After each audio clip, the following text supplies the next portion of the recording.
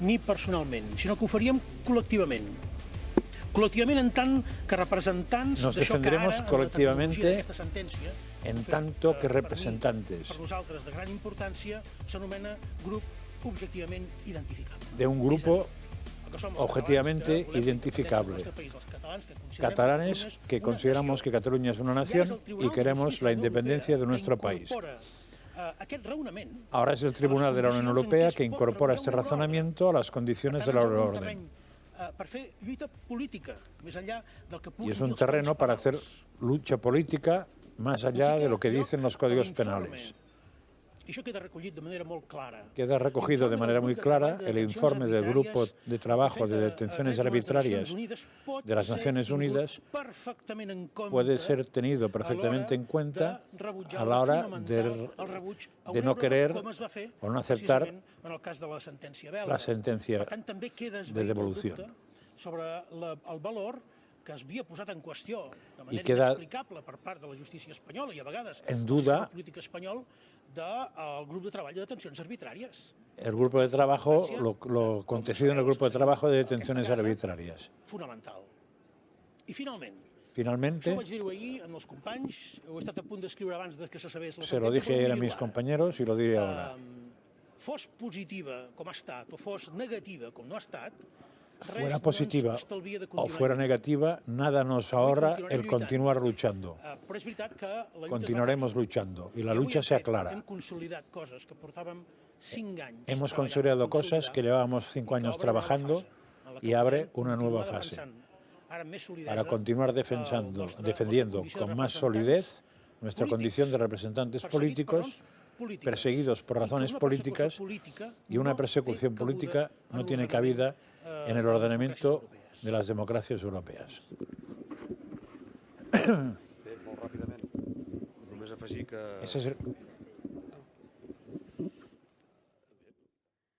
Muy buenos días. Acaban de escuchar a Carles Puigdemont, que se mantiene en el desafío después de que esta misma mañana hayamos conocido cómo la justicia europea allana el camino a Pablo Llarena para que pueda ser entregado a España, no solo el expresidente de la Generalitat de Cataluña, sino también el resto de consejeros fugados de la justicia española. Esta es una de las noticias del día. La otra, la ley del solo sí es sí, porque 3 meses y medio de goteo de rebajas de penas a violadores, más de 300 agresores sexuales beneficiados, y Moncloa se digna por fin a leerse la ley del sí es sí. Entrega a Irene Montero al altar del Poder Socialista su desastrosa ley estrella. Acepta que el PSOE cambie la norma para poder seguir atrincherada en el sillón ministerial de Igualdad. Podemos recula tras ver cómo el contador vaya por más de 320 agresores sexuales beneficiados y se muestran dispuestos a retocar las penas mínimas del Código Penal siempre que se blinde el modelo basado en el consentimiento, que para las filas moradas es el corazón de la norma. Sin embargo, desde la bancada socialista plantean ya abrir en canal la ley del sí es sí y tener en cuenta el elemento clave para las penas mínimas, la existencia de violencia física o intimidación. La previsión, y en lo que se está trabajando, es que el parche pase por tener un tipo mínimo de cárcel mucho más elevado, pero claro, eso significaría volver al sistema anterior, que es lo que rechazan precisamente desde el bando de Montero. El problema no está tanto en el consentimiento, sino en la equiparación de abuso y agresión. Al provocar que todo sea agresión, las penas que estaban tipificadas bajaron, algo de lo que alertaron expertos y diferentes organismos, pero que tanto la ministra de Igualdad como el PSOE y el propio Pedro Sánchez, que ahora va de Salvador, hicieron oídos sordos.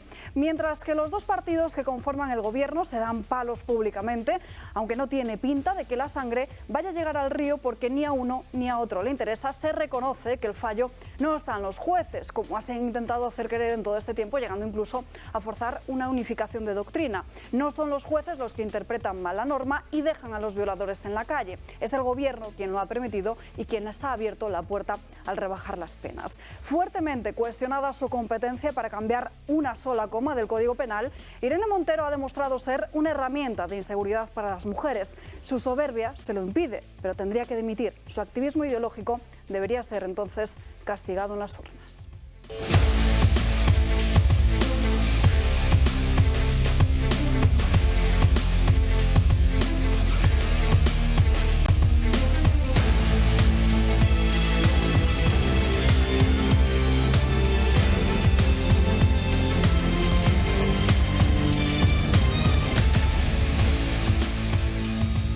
Terminamos el mes de enero aquí en Dando Caña con muchos asuntos de los que hablar en esta mañana que ha estado repleta de actualidad política y que les estaremos aquí contando en directo hasta las 2 de la tarde. Para hablar de todo ello, saludamos a los invitados que nos acompañan hoy. Julio Ariza, muy buenos días. Buenísimos, ¿qué tal? Muy bien, ¿y tú? Bien, muy bien. Te he visto en Telegram a tope otro día Estamos más. activos, sí, porque además yo creo que vale la pena mirarse todo lo que está ocurriendo en torno al proyecto Veritas en Estados Unidos, que es interesantísimo. También lo que está ocurriendo en torno a las posiciones diferentes con respecto a la guerra de Ucrania, tanto de Alemania como de Francia, como de los Estados Unidos, de los demócratas. Yo creo que asomarse también a la realidad de Brasil, que en este momento todo el equipo alrededor de Lula ya está controlado por la inteligencia cubana y la inteligencia rusa, y ese es un dato que nos dan directamente desde el exgobierno de la gente que estaba en el gobierno de Bolsonaro, que por cierto ha quedado como cagancho en Almagro y marchándose a Florida de esa manera. Y bueno, yo creo que hay un montón de temas a nivel internacional que están muy especialmente el conflicto hoy mismo entre Macron y Biden por el tema de los F-16. Y luego, bueno, hay un asunto que a mí me parece muy relevante, que hoy saca el diario El País, y bueno, pues oye, para una vez que el país hace una cosa que está bien hecha, yo les felicito, porque esa comparación que hacen en torno a los precios de los alimentos, con la supresión del 4% de IVA, algunos de ellos, y con la bajada a otros de los porcentajes de IVA, hace que un negocio como el de los supermercados, que es un negocio que tienen márgenes muy ajustados, normalmente están trabajando, según me dicen los de los supermercados, entre un 0,5% y un máximo de un 3, un 4% de márgenes. Claro, si a esos márgenes que funcionan fundamentalmente en base a la rotación de los productos, es decir, que cuanto más vendes, más posibilidades tienes de generar un EBITDA, digamos, que valga la pena, si tú les incorporas un 4% más de margen porque no aplicas al precio final la supresión del IVA, pues estás multiplicando tus márgenes por mucho, ¿no? Entonces, en el país hay un informe que está muy bien, tanto en varios grandes almacenes, grandes superficies, no almacenes, en varias grandes superficies, cómo han evolucionado esos precios, ¿no? Pero en lo que sería los paquetes básicos de compra, pues desde las lentejas, los garbanzos, el pan o los tomates, ¿no? Eso, y vale la pena, lo tenéis en el Telegram, y bueno, y tenéis otras muchas cosas, pero bueno, vamos, como tenemos 2 horas por delante, vamos Julio, con ello. Antes de que se nos olvide, se lo iremos recordando a lo largo de los próximos días. Mañana saludamos el mes de febrero, mes en el que arranca esa gira del gato. El próximo 16 de febrero empezamos en Valencia. En el Ateneo Mercantil, si Dios quiere, estaremos allí el 16 de febrero. Eso es. Con todos ustedes haciendo el gato al agua. Y luego nos vamos a... Luego el 23, fechas confirmadas, porque ya nos han preguntado muchos espectadores, pero ¿no va a venir el gato al agua a mi ciudad? Pues bueno, les iremos confirmando los próximos destinos, pero de momento está agendado 23 de febrero Oviedo y el 2 de marzo Murcia. Y además, todo aquel que quiera ir a ver el gato al agua en directo puede hacerlo. Además, es muy sencillo apuntarse. Eso sí, tienen que apuntarse, no se pueden presentar allí ese mismo día porque las plazas serán limitadas. 91. ¿Y por qué no invitamos a los de Podemos para evitar que nos hagan un escrache dentro de nuestra propia casa, ¿no? Porque ellos son muy proclives a la tolerancia y al bueno, en fin, esas cosas que les gustan. Pues ya lo saben, este número de teléfono 91 616 24 64. Se lo repito, 91 616 24 64. Si lo prefieren, también tienen la página web en el apartado de agenda, clubdeamigos.eltorotv.com. Al entrar, buscan el apartado agenda y ahí simplemente seleccionando el día se pueden apuntar para vernos en vivo y en directo, el gato al agua en Valencia el próximo 16 de febrero, 23 de febrero en Oviedo y el 2 de marzo en Murcia. Saludamos también a Josep María Francas, que nos ha hecho de traductor perfecto de Carles Puigdemont. Sí, muy buenos días. Realmente es un pájaro enrevesado, ¿eh? Porque yo he traducido porque casi no he entendido qué puñeta quería decir, porque además, como había leído antes lo que parece que decía la sentencia, no tiene mucho que ver con lo que ha dicho él. O sea, que igual estamos hablando de 2 sentencias distintas. ¿Qué dice la sentencia, Josep María? Porque yo por lo que he entendido, la sentencia lo que dice es que ¿quién es Bélgica para discutir una decisión judicial? o quién sería Alemania o quién sería Francia para discutir una decisión judicial, a no ser, pero mete la puntillita, claro, a no ser que estén hablando de un sistemáticos. país que no dice eso, pero que no respeta los derechos humanos o una cosa así, vendría a decir. O sea, a un país que sea peligroso para el reo, porque hay una animadversión o algo de esto. Que no sé por qué pone esta coletilla, porque se supone que los países que hay en la Unión Europea no son así, y si no tendrían un serio problema. Pero claro, me da la sensación de que la prensa española, o al menos la que he oído yo, ha cogido la primera parte, es decir, quién es Bélgica para juzgar, y Puigdemont ha cogido la segunda. Y el tribunal de allí lo que ha cogido son los audios de Villarejo. Esto no lo sé. Quizás entonces no está Esto no tan lo sé. claro eso de que las Pero cosas... vamos, me parece que la primera parte era de sentido común, porque todos los que pensamos, no mucho, pensamos quién puñeta es Bélgica para meterse. O sea, la orden lo que consiste es que se me ha fugado un tío que yo he juzgado, o perdón, que no he juzgado, pero que quiero, y lo quiero por esto, y usted, que es mi socio, me lo devuelve. Me parece que era esto, no entrar a discutir si el juez es bueno, es malo, toda esa historia, porque entonces estaríamos que podrías pasar de país a país y tendrías muchas más jurisdicciones. No lo he entendido. Por otra parte, me ha preocupado mucho una cosa que me ha mandado Julio, que es cuando se habla de que ha llegado la estanflación. Sí. Aquí, en España. Y el gobierno dice que crecemos un 5,5% el año pasado, aplaudiendo por las orejas. 2022. Sí, pero ya te 5,5. contamos esa trampa. Ya, pero ya lo sé, pero quiero decir que es chocante que Ah, unos aplaudan con las orejas y los otros vean las del lobo. Claro, Entonces, cada Este uno año se es queda el con lo 1. que quiera. El José año Manuel pasado- García Margallo, muy buenos días. Hola, buenos días. Bueno, yo la verdad es que Julio y yo, y también Franques, que también está en nuestra franja de edad, rebatimos eso de que cuanto más viejos, más pellejos, porque cuanto más viejos, más activos estamos. Es que Julio no para en Telegram, tú estás todo el día aquí y yo estoy de la ceca a la meca. Sobre El las... que más se mueve eres tú, reconócelo. Lo reconozco, yo De avión en avión. Sí. Bueno, yo lo que estabais hablando ahora, es decir, cuando un delincuente es reclamado por un país y se va a otro, el procedimiento normal es la extradición, que es muy lento. En la Unión Europea, que es un Estado de Derecho, eso se agiliza con la euroorden, que es una orden de busca y captura y entrega al país. Entonces, lo que se ha planteado es una cuestión prejudicial.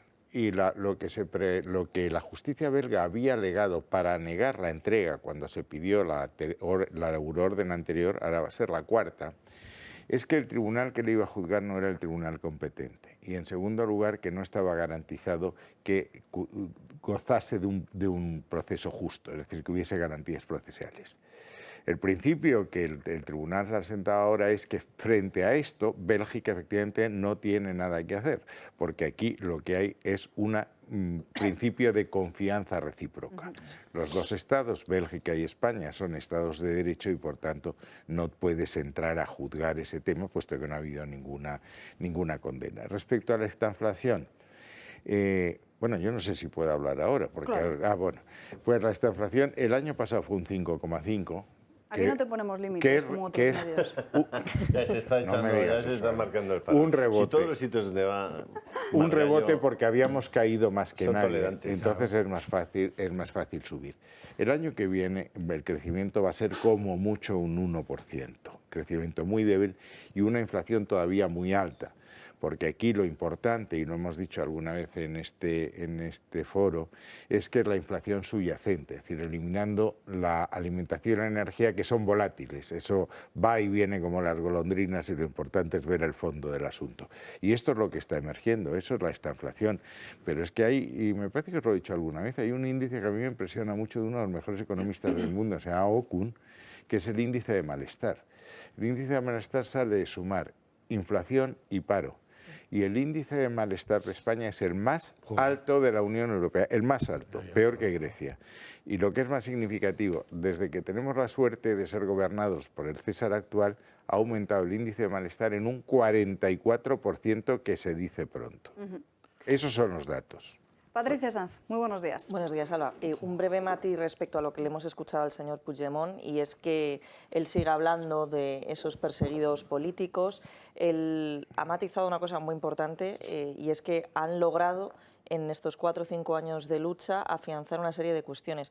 Así es, por culpa del gobierno que tenemos, han conseguido cambiar el delito de malversación, derogar el de sedición, y vamos a volver a ver probablemente a varios de estos sediciosos presentándose a elecciones este mismo año, ¿no? Eso por un lado. No obstante, yo quería abrir con la otra gran cuestión del día, que es la de la reforma de la ley del solo sí es sí, porque me parece extremadamente grave, no que por fin se vaya a reformar, sino básicamente 3 cuestiones. La primera la sabemos todos, y es que todos estos agresores sexuales hayan salido a la calle. La segunda, que es realmente grave que no haya sido el Partido Socialista, de la mano o no de Podemos, capaz de negociar con el principal partido de la oposición, el Partido Popular, en una cuestión que históricamente siempre ha habido grandes pactos de Estado, como es la violencia de género. Bueno, pues un gran consenso sobre el tema, que no haya sido capaz, y que ahora el Ministerio de Justicia se adjudique en la reforma de la ley del solo sí es sí esa rebaja de penas que ya proponía el Partido Popular. Y por último, el propio trágala del presidente del Gobierno. Un trágala en el sentido de que no ha sido capaz de cesar a su ministra de Igualdad, y sin embargo vamos a ver pues en apenas una semana un par de cambios de peones de cara a las elecciones generales. Creo que es una situación muy grave y no hay que dejar nunca de hablar sobre ello. Pues vamos a hablar precisamente de este asunto de la ley del solo sí es sí, y cómo el Partido Socialista ya trabaja por modificarla a través de la presentación de una proposición de ley para corregir lo desastrosa que ha sido en estos últimos meses. Vamos a ver cómo ha sido ese cambio de opinión dentro del Igualdad Gobierno en da un torno a giro esta norma. De 180 grados y se abre ahora la modificación de la ley del solo sí es sí. Acepta elevar las penas mínimas, eso sí, insisten, si la reforma del Código Penal que plantean los socialistas no toca el corazón de su iniciativa. La parte socialista del Ejecutivo ha insistido en la necesidad de modificar la ley estrella de Montero. Es una reforma legal que no es sencilla, es compleja. Queremos que en el conjunto del Gobierno seamos conscientes que queremos corregir la ley del sí es sí y hacerlo con todo rigor, de la mano de los expertos, de los catedráticos, de los magistrados. Un mensaje que era muy claro para los de Podemos y que dejaba ver una nueva crisis en el seno de la coalición. Lo que plantean los de Sánchez es aumentar las condenas a los agresores, pero la reforma ya no afectará a los que se han visto beneficiados gracias a la ministra Montero. El Partido Socialista va a presentar una proposición de ley con el objeto, sobre todo, de retocar y corregir los efectos indeseados que hemos comprobado. Por cierto, que nadie quería. Las presiones al Ministerio de Igualdad han surtido efecto. La portavoz de los morados, Isa Serra, ha insistido hasta el último momento en que el texto era claro y que lo que pretendía el ala socialista era volver al modelo anterior. No estamos hablando de nada más que una propuesta por parte del Ministerio de Justicia. La ley solo sí es un avance, y el problema que hay es la incorrecta aplicación por parte de jueces que están revisando penas, no respetando el derecho transitorio. Los de Montero, de hecho, han defendido hasta el último momento la idea de que lo que había que hacer era cumplir con su plan de 10 medidas urgentes para lograr la que dicen aplicación efectiva de la ley del solo sí es sí. Unas medidas que incluso pasaban por la educación en materia feminista en los tribunales. La exvicepresidenta Carmen Calvo, que representa al ala feminista más tradicional de los socialistas, ha aplaudido la actitud de su equipo. Encontrar algunas modificaciones que permitan a los operadores jurídicos, que son los tribunales, condenar como corresponde a estos hechos. Un problema el que ha generado la ley del solo sí es sí, que los socialistas están dispuestos a enmendar, más aún después de ver la merma que este asunto ha tenido en sus votantes. Bueno, Igualdad cedía ayer al hecho de que el Partido Socialista capitanease este cambio, pero siguen a la gresca públicamente. De hecho, la secretaria de Estado de Igualdad, Ángela Rodríguez Pam, que se burlaba hace apenas unas semanas de las víctimas, dice que llevan semanas y semanas reunidos con juristas de ambas partes del Gobierno buscando una solución a esta ley. Dice que todas las propuestas que ha hecho Irene Montero desde el Ministerio de Igualdad han sido rechazadas. No es que haya sido una vez, sino que han sido varias las veces en las que el presidente del Gobierno, Pedro Sánchez, ha defendido esta normativa. Y yo creo que además es una gran conquista del movimiento feminista de nuestro país. Una ley de vanguardia que va a inspirar otras muchas leyes en el mundo, estoy convencido de ello. La voluntad y la finalidad de esta importante ley pues ha sido esa, ha sido la de proteger a las mujeres y evidentemente extender como agresión sexual cualquier tipo de delito sexual, que eso no ocurría hasta que se aprobó esta importante ley. Una ley integral de garantía de la libertad sexual que tiene como principal objetivo reforzar la seguridad de las mujeres frente a las agresiones sexuales y que nunca más una víctima sea cuestionada. La ley del sí es sí, lo he dicho en otras muchas ocasiones, esta es una gran conquista del movimiento feminista. Es una gran conquista del movimiento feminista. Me siento orgulloso de la ley y sin duda alguna reivindico esta ley, como otras muchas que hemos aprobado a lo largo de esta legislatura, como conquistas feministas de un gobierno que se declara a sí mismo feminista. Ahora aparece el presidente del Gobierno como salvador después de que en repetidas ocasiones haya defendido esta ley del sí es sí. Ayer Carmen Calvo, en una tertulia que precisamente compartía con el señor Margallo, confesó que el Partido Socialista sabía que esa ley tenía muchísimos errores, pero como era una ley de Irene Montero no quiso tocarla. Entonces la pregunta es, ¿había una estrategia por parte de Ferraz para dejar a Irene Montero a pies de los caballos y que se retratara públicamente? Efectivamente, ayer tuvimos una tertulia de hora y media en que estaba Carmen Calvo, representante del feminismo socialista, y Pablo Iglesias, que alguna razón tiene para defender al Ministerio de Igualdad. Y aquí lo que estamos es en una lucha pura y dura por el poder. Es decir, Pablo Iglesias quiere permanecer en Moncloa con el mínimo de ataduras posible y Unidas Podemos quiere tener una cuota electoral que le permita ser un elemento necesario en la coalición y seguir en el gobierno después de las siguientes elecciones. Eso se traslada al voto por las mujeres y eso se traduce también en el deseo de neutralizar a Irene Montero como candidata posible de Unidas Podemos que dificulte la vida a Yolanda Díaz, que es la candidata de Pedro Sánchez para liderar lo que ellos llaman ese espacio. Entonces, aquí el ganador, como siempre, es Sánchez. Ahora explicaré por qué. Pero es que lo que no se ha explicado de lo que aquí ha pasado es que esto es el síntoma, es un caso que explica la forma de gobernar de este gobierno. La discusión no es nada nueva, llevamos mucho tiempo discutiendo la ley y el sí. El resultado ya es conocido y han dejado pasar 3 meses antes de corregirle para que el resultado fuese ostentorio, que diría Gil y Gil, y por tanto no haya posibilidad de discusión. El viernes había 279 rebajas de condena y 28 excarcelaciones como consecuencia de la rebaja de penas.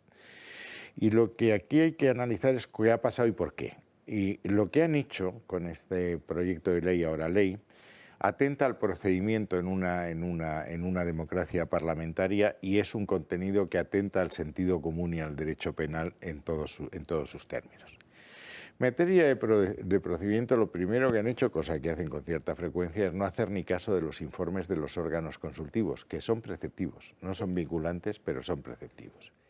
Según mis notas, de los 71 informes que había 22 que avisaban de lo que iba a pasar antes de que el anteproyecto se convirtiese en proyecto. Consejo de Estado, Consejo del Poder Judicial, Consejo Fiscal, Agencia de Protección de Datos, etc. Y había 17 informes o consultas emitidas por los órganos que tienen que ver con el tema del feminismo. Ninguno de los informes contrarios, ni ninguno de esos informes contrarios se adjuntaron a la memoria que obligatoriamente tiene que acompañar a un proyecto de ley para que los parlamentarios puedan saber lo que ha pasado.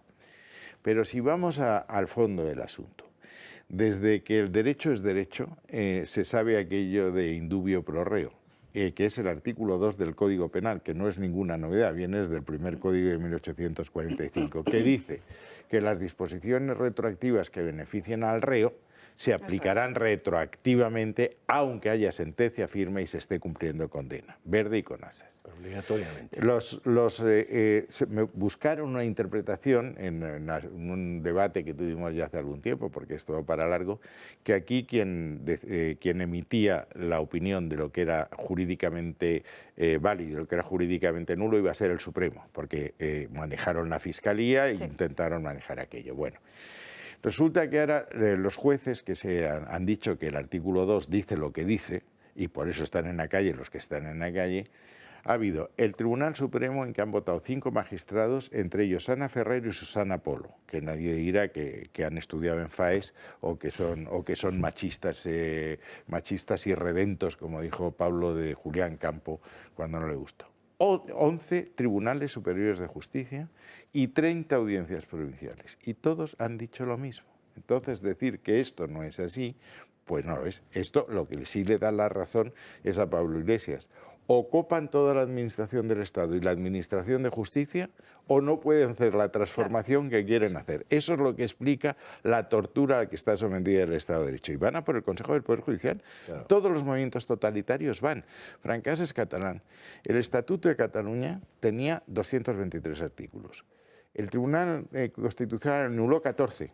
La gran mayoría eran los que estaban destinados a crear un consejo del Poder Judicial que nombrase a las personas que iban a nombrar a los jueces, que iban a nombrar a los políticos que habían metido la mano en la caja del 3%. En eso estamos. Políticamente lo has apuntado tú al principio. ¿Quién gana con esto? Sánchez. Sánchez sabe que él tiene que vertebrar un espacio alternativo a su izquierda, que no va a votar nunca al PSOE. El problema es que Pablo Iglesias le ha salido excesivamente respondón. Y entonces, ¿qué está haciendo? Dos cosas. Una, robarle la merienda, roba todas sus propuestas, entre comillas, progresivas, y progresivo es dejar a los violadores en la calle, que venga Dios y lo vea, pero vamos, se la roba para dejarle sin agua, y ha creado un espacio, el espacio este que llamo espacio de izquierda Chanel, ahora ha dicho Yolanda que lo que va a ir es al centro, yo ya no sé dónde voy a estar, si ella está en el centro, pero en fin, supongo que estaré en la estratosfera. Y esta Irene Montero queda descalificada como candidata alternativa. Y beneficia a Yolanda Díaz. Beneficia a Yolanda Díaz, que es beneficiar a Pedro Sánchez. Esta es toda la operación. Pero Yolanda, lo porque es que vamos a ver, aquí hay una cosa que sí sabemos. Parece muy razonable, vamos. Hay una cosa que sí sabemos. Un anteproyecto lo examina la Abogacía del Estado del Ministerio. Pasa a una cosa que se llama la Comisión de Secretarios de Estado y Subsecretarios, donde se debate. Y pasa al Consejo de Ministros, donde hay sentados 3 magistrados, nada menos que 3 magistrados. Decir que toda esta gente no sabía lo que dice el artículo 2 cuando se lo habían puesto encima todos los informes es completamente absurdo. Claro, sí. Luego, Sánchez, cuando apruebe eso, lo sabe. Si tarda en rectificar, es para que la fruta vaya madurando y podamos hablar de estas cifras. Y entonces iría lo de Bolaños de ayer, yo no sé cómo Pablo Iglesias no se levantó y se fue, porque es que Bolaños dijo que ahora lo iban a examinar con rigor, lo cual quiere decir que antes se había hecho sin rigor, con seriedad, lo cual quiere decir que antes se había hecho con frivolidad, y consultando con los expertos, lo cual quiere decir que antes se debía haber consultado a la asamblea de universidad absolutamente tal. Esto es el tema. Lo que está claro, como bien dices, Margallo, es que esto que van a hacer es un parche que no soluciona nada, que solo va los que se han ido, se han ido. Claro, que solo va a afectar y hay otra cosa, ahora van a insistir mucho en una cosa, que el consentimiento, que ellos exigen que el consentimiento esté en el corazón, es decir, que sea delito sexual, una aproximación, agresión, abuso, lo que quieras, sin consentimiento de la mujer. Eso está en el Código Penal de siempre y está sobre todo en el convenio de Estambul que ratificó, quien llevó la ratificación eso fui yo, o sea, fue el Partido Popular, que siempre habla, usted, tengo aquí todos los artículos, el artículo 36 dice penetración, luego dice no consentida, luego el otro dice el siguiente, que es el 36.2, exigiendo tipificar como delito los demás actos de carácter sexual no consentidos sobre una persona. ¿Pero por qué solo hablamos de mujer? ¿O es que los acusos? Porque el convenio no se produce sobre un hombre. No, pero eso de verdad que distrae la opinión de lo que estamos haciendo ahora. Ellos lo que para salvar el tema lo que dicen es que esto van a preservar el consentimiento. Usted no tiene que preservar nada, el consentimiento, porque este convenio es el primero que es vinculante. Es que la legislación española se tiene que interpretar de acuerdo con esto. Y a nadie se le ocurre decir que van a hacer un delito si el acto sexual ha sido consentido. Por definición, lo que es delito es el no consentido. Luego no tiene usted que preservar nada. Eso está en el principio de los tiempos. Pero yo sé que es una distracción, pero claro, es que es una distracción absolutamente necesaria. Es decir, es que tú tienes que prever que hay actos sexuales y violaciones y abusos y tal de un hombre a otro hombre. No premio feroz. Pero de un hombre a otro hombre. Yo creo que eso es delito. Entonces, ¿dónde está eso tipificado? No, es que ahora estamos discutiendo la cosa, pero yo creo que eso está tipificado. ¿Sí? Sí, yo creo que sí. No, me alegro porque habría que 180 y que hay también actos sexuales entre hombres, entre mujeres. De todos modos, es curioso porque, lo que decíais, a Yolanda Díaz, que sepa yo, el que la puso fue Pablo Iglesias, no fue precisamente chico, el Pedro. Eso pasa siempre. Ya, pero que no sepamos, ¿eh? Eso es la norma. El sucesor, lo primero que hace es negar al antecesor. Es que eso parece ser que el PSOE quiere aprobar eso por vía de proposición no de ley. Exacto. Para que no tenga que pasar otra vez todos los consejos y todos los consejos. Con lo cual, no acabo de entender que quieres enmendar un error por saltarse a los expertos y te quieres saltar a los expertos. Para hacerlo cuanto antes de cara a las elecciones, lo repito, desde un punto de vista que el PSOE va a presentar eso por una vía para saltarse otra vez al Consejo Fiscal, al Consejo de Estado, etcétera, que es la proposición no de ley, ¿no? Que esos son órganos tan antiguos como el MidCat. Ya, pero porque dijeron que lo del gas era una antigualla, pues lo de los consejos consultivos es una cosa de fachas reaccionarios. Ya, pues se los va a saltar otra vez, o sea, va a corregir el error por habérselo saltado, proponiendo una cosa, saltándose. A ver. Ayer yo leí aquí los artículos que desde mi punto de vista eran imprescindibles de conocer, porque luego la técnica legislativa es tal. Pero hay algo que no hacía falta ningún consejo. De cuando tú coges un delito que está previsto que si se produce, si se comete, tengas unas penas previstas entre 12 y 18 años, o entre 6 y 12 años, y en la nueva ley es entre 4 y 10 años, chico, no tendrás que preguntarle al Consejo de Estado, estás bajando las penas 2 años. Pues eso no lo quieren tocar. Bueno, ¿vale? Pero eso, pero es que ese es el tema. Ya, pues eso si se están produciendo las excarcelaciones, porque les han rebajado la pena. Ya. Ahora, sobre la pregunta de Julio, la violación de un hombre está penada, está prevista el riesgo 107, habla de personas. El contador puede ir a más. De hecho, si se fijan en los datos de 2022, los datos oficiales lo que nos dicen es que hay más de 4.000 agresores y violadores sexuales en las cárceles. Es decir, que podrían todavía acogerse y beneficiarse por esta norma casi 3.700. Nos tenemos que ir rápidamente. Perdona, eso es utilizar a las mujeres para obtener beneficio electoral. Han pasado por encima de la protección de las mujeres para tener un beneficio electoral. Claro. Eso es lo importante. Perdona, Alba. Nada. Vuelve a la disciplina, Julio. No sé si nos podemos ir ya a esta pausa de publicidad y a la vuelta les vamos a seguir contando más asuntos. 2 minutos y enseguida volvemos.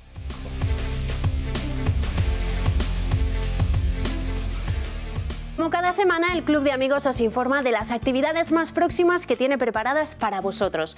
El miércoles 8 de febrero a las 7 de la tarde comienza el recorrido por los castillos españoles. La primera parada son los castillos de Valladolid y de León, con Mar Cristóbal. Hablará sobre su construcción, su estructura, su historia y el por qué y para qué se construyeron. El viernes 10 de febrero a las 10 de la mañana os espera el Teatro Real de Madrid para recorrer sus diferentes estancias, observar la estructura del edificio, la decoración de los espacios públicos, conocer el funcionamiento de un teatro de ópera y muchas curiosidades que en él se alojan. El lunes 13 de febrero a las 6:30 de la tarde estará de nuevo en el Club de Amigos Juan Zaragoza. Hablará de la glándula pineal y su importancia en nuestro cuerpo. El jueves 16 de febrero a las 7 de la tarde Blanca Lledó os hablará de la vivienda colectiva contemporánea, poniendo como ejemplo 3 edificios: Mirador, Celosía y Mare de Déu. Ese mismo día El Gato al Agua se va de gira y estará en Valencia. Podréis disfrutar de vuestro programa favorito en directo. Si quieres asistir, solo tenéis que llamar al teléfono del Club de Amigos o entrar en su página web. El lunes 20 de febrero a las 7 de la tarde comienza el ciclo de historia de José Javier Esparza. Hablará sobre la verdadera historia de la conquista de América, por qué Colón sabía o pensaba que iba a encontrar tierra, qué fue el mestizaje y de cómo se hizo realmente la conquista, obra de indios y españoles. Es muy fácil apuntarse a estas y otras muchas actividades a través de la web clubdeamigos.eltorotv.com, en el apartado Agenda, llamando al 91 616 2464 o escribiendo un correo electrónico a club@eltorotv.eu. Pasan 5 minutos de las 12:30, vamos a seguir hablando de otros asuntos porque mañana miércoles arranca una cumbre entre España y Marruecos que desde el Ejecutivo califican de histórica. En ella se van a firmar una veintena de acuerdos para reforzar las relaciones y solo van a estar ministros del Partido Socialista.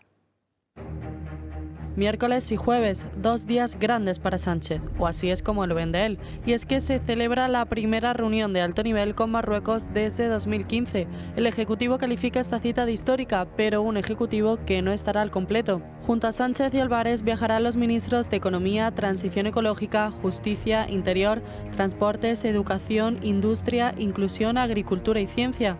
Sin embargo, habrá plantón de Unidas Podemos en señal de protesta.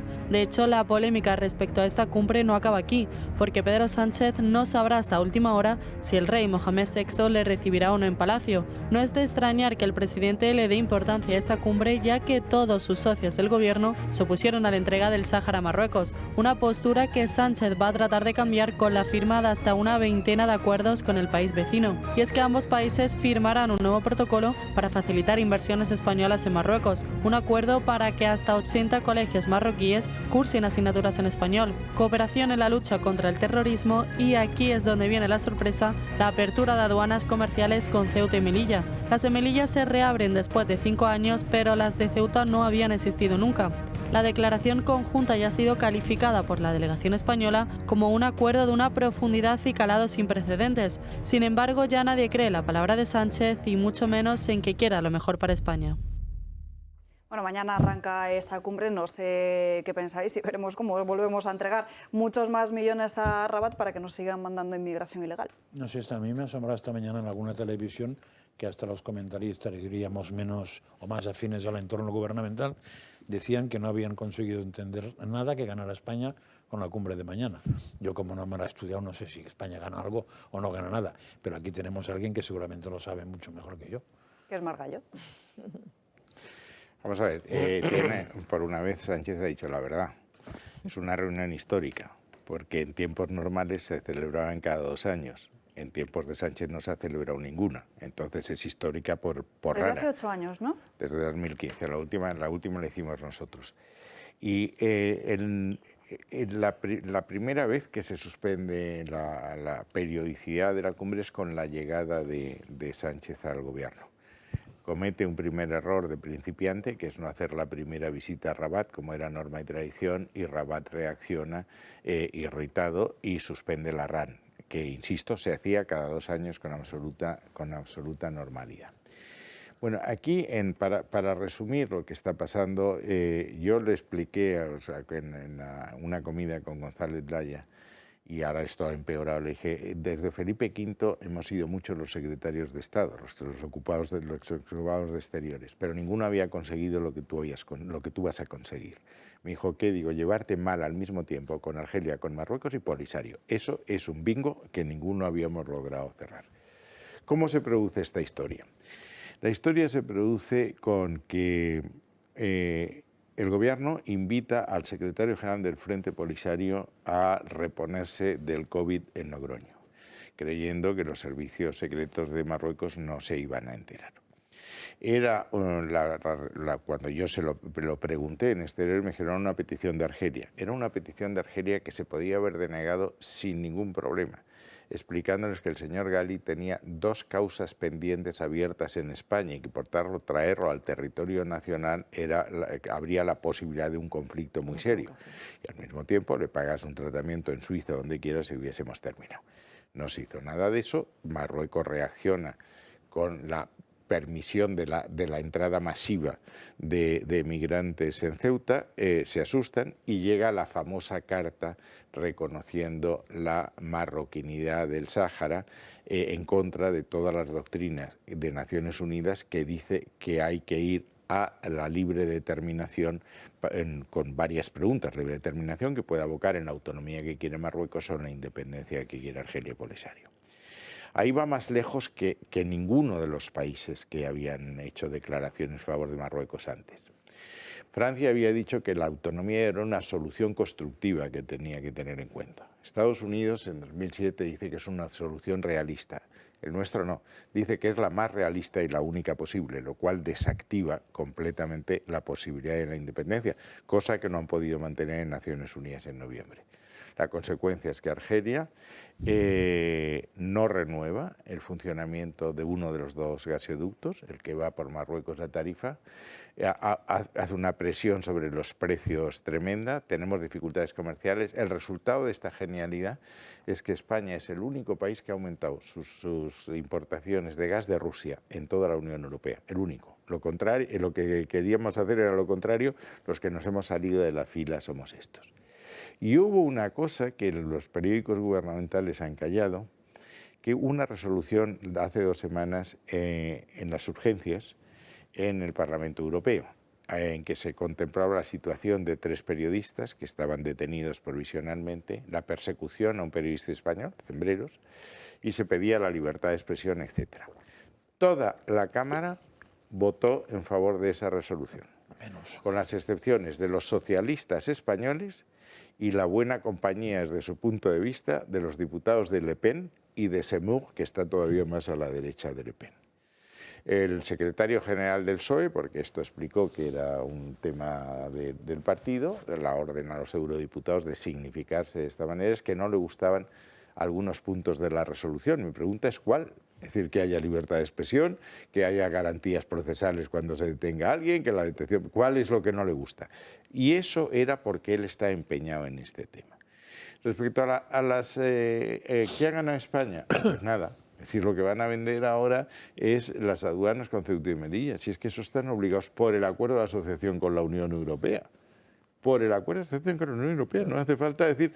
Y lo demás, bueno, pues esto de los colegios está muy bien, pero comparado con el desastre que hemos hecho en Argelia, porque en Argelia nuestro puesto, que era el primero, y que podíamos habernos convertido con esos 2 gasoductos y con las estaciones de regasificación en el primer proveedor de gas de Europa, suministrando un 40% de lo que se venía de Rusia. Fíjate las cifras que nos colocábamos.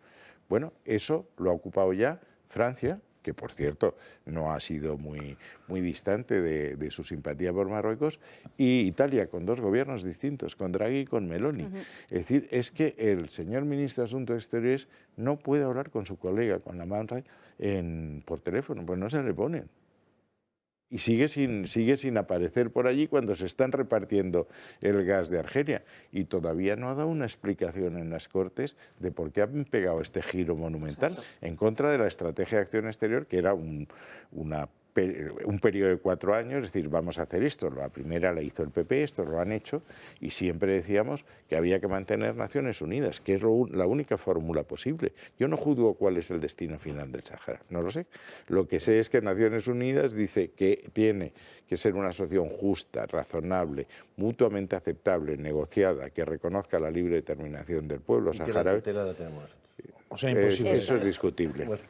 Eso nosotros sostenemos que en el 75, cuando nos fuimos en el Acuerdo de Madrid, renunciamos a la administración que se encomendó a Mauritania y Marruecos. Naciones Unidas sigue diciendo que nosotros la tenemos, pero históricamente tenemos una responsabilidad, y económicamente es que éramos los primeros proveedores y clientes en Argelia. Y luego, más allá de todo lo que has comentado, yo también le doy otra lectura, ¿no?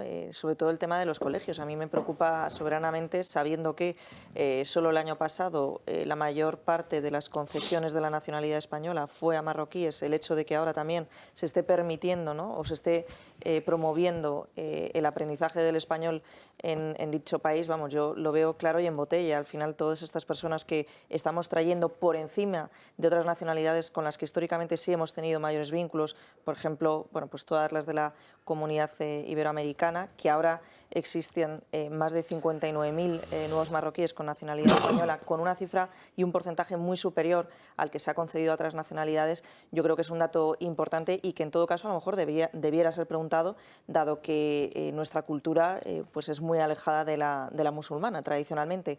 Eso por un lado, y por otro lado, efectivamente, el cambio de estrategia, sin contar con el aval del Congreso que Pedro Sánchez está cometiendo con este viaje, teniendo el plantón de todo el ala de Unidas Podemos, pues pone muy de manifiesto la grieta grave que sobre esta cuestión existe dentro del Ejecutivo Nacional, y que sin duda van a tener que afrontar, o por lo menos intentar explicar por qué no van juntos, por qué hay grandes ausencias, como por ejemplo la de Yolanda Díaz en este viaje, porque es de suma importancia.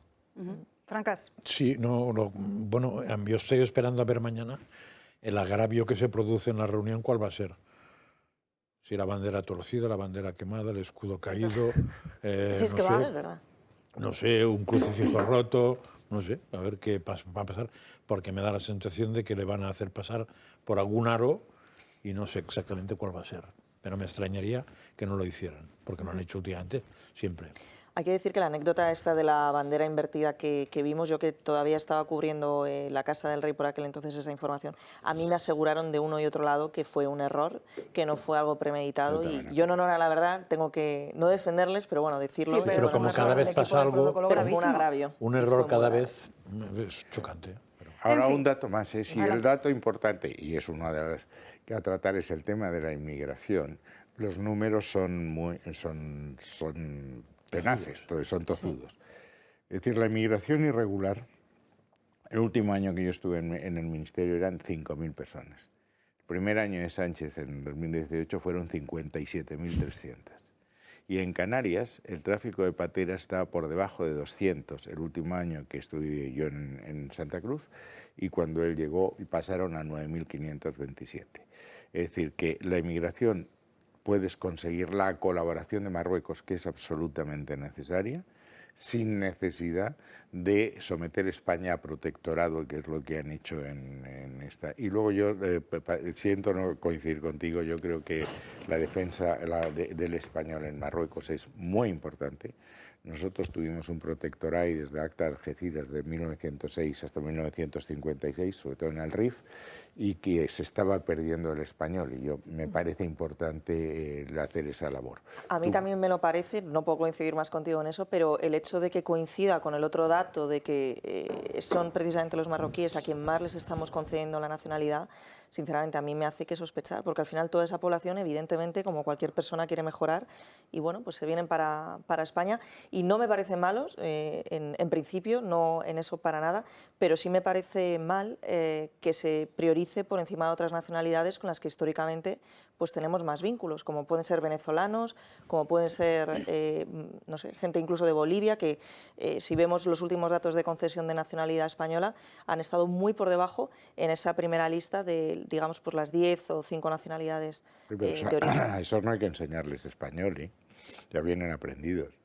Con más motivo, ¿no? Que quizás por eso a lo mejor se pueden integrar mucho mejor, como así hemos venido viendo en los últimos años en España.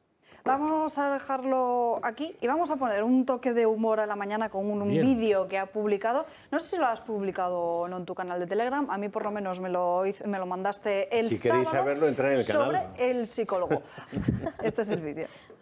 Ay, qué bueno. Necesitaba ir al psicólogo, pero al final he ido a ver a mi madre y mi madre me ha dicho, todo lo que te pasa por gilipollas. Y nada, me he ahorrado 500 euros de consulta y encima me llevo un tupper con croqueta. Pues es esto. Es la vida misma. Oye, que no solo pones cosas... Un canto al sentido común. Que no solo pones cosas serias, sino que también tienes vídeos que desengrasan un poquito de Hay algún la otro porque no me he atrevido a poner de una señora... No, y por el horario tampoco lo recomendaría, la verdad. Pero eso reconoce que es francamente bueno.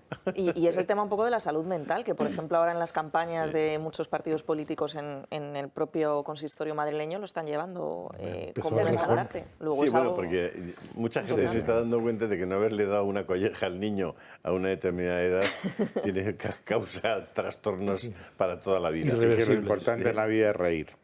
Efectivamente. Por cierto, muy bien. Os recomiendo una película, cambiando un poco de... que he visto este fin de semana, que es que me he reído mucho, que se llama La familia tiene un precio. Es una pareja, un matrimonio que tiene 2 hijos, ya él de 40 años y la chica de 36, 37, y todo va en torno a las relaciones entre los padres y los hijos, y reconozco que me he reído. ¿De qué nacionalidad es? Yo creo que es italiana. Es que yo ya no veo películas americanas porque me aburren profundamente, pues son todo efectos especiales, macho. Sí, yo lo único que busco es un buen guión, una buena conversación, un buen diálogo, ¿no? Una obra de teatro. Son obras de teatro, con algún medio más, pero realmente te lo pasas muy bien viéndolo, ¿eh? Oye, pues habrá que verla.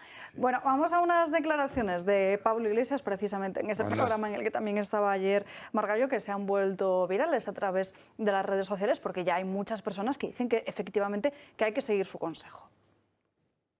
Cuando esté Vox con el PP, muchos nos vamos a tener que ir a vivir a otro país, ante el aplauso de buena parte de los medios de comunicación. Dice que claro, que si hay un gobierno de Partido Popular y Vox, que él se va a tener que ir de España. Entonces las redes han saltado diciendo, pues vamos a votar al PP y a Vox para que Iglesias se vaya de España. Es un motivo más para que haya este gobierno, entonces, sí. Y si se va con más gente... Bueno, Pablo Iglesias es un personaje muy complicado.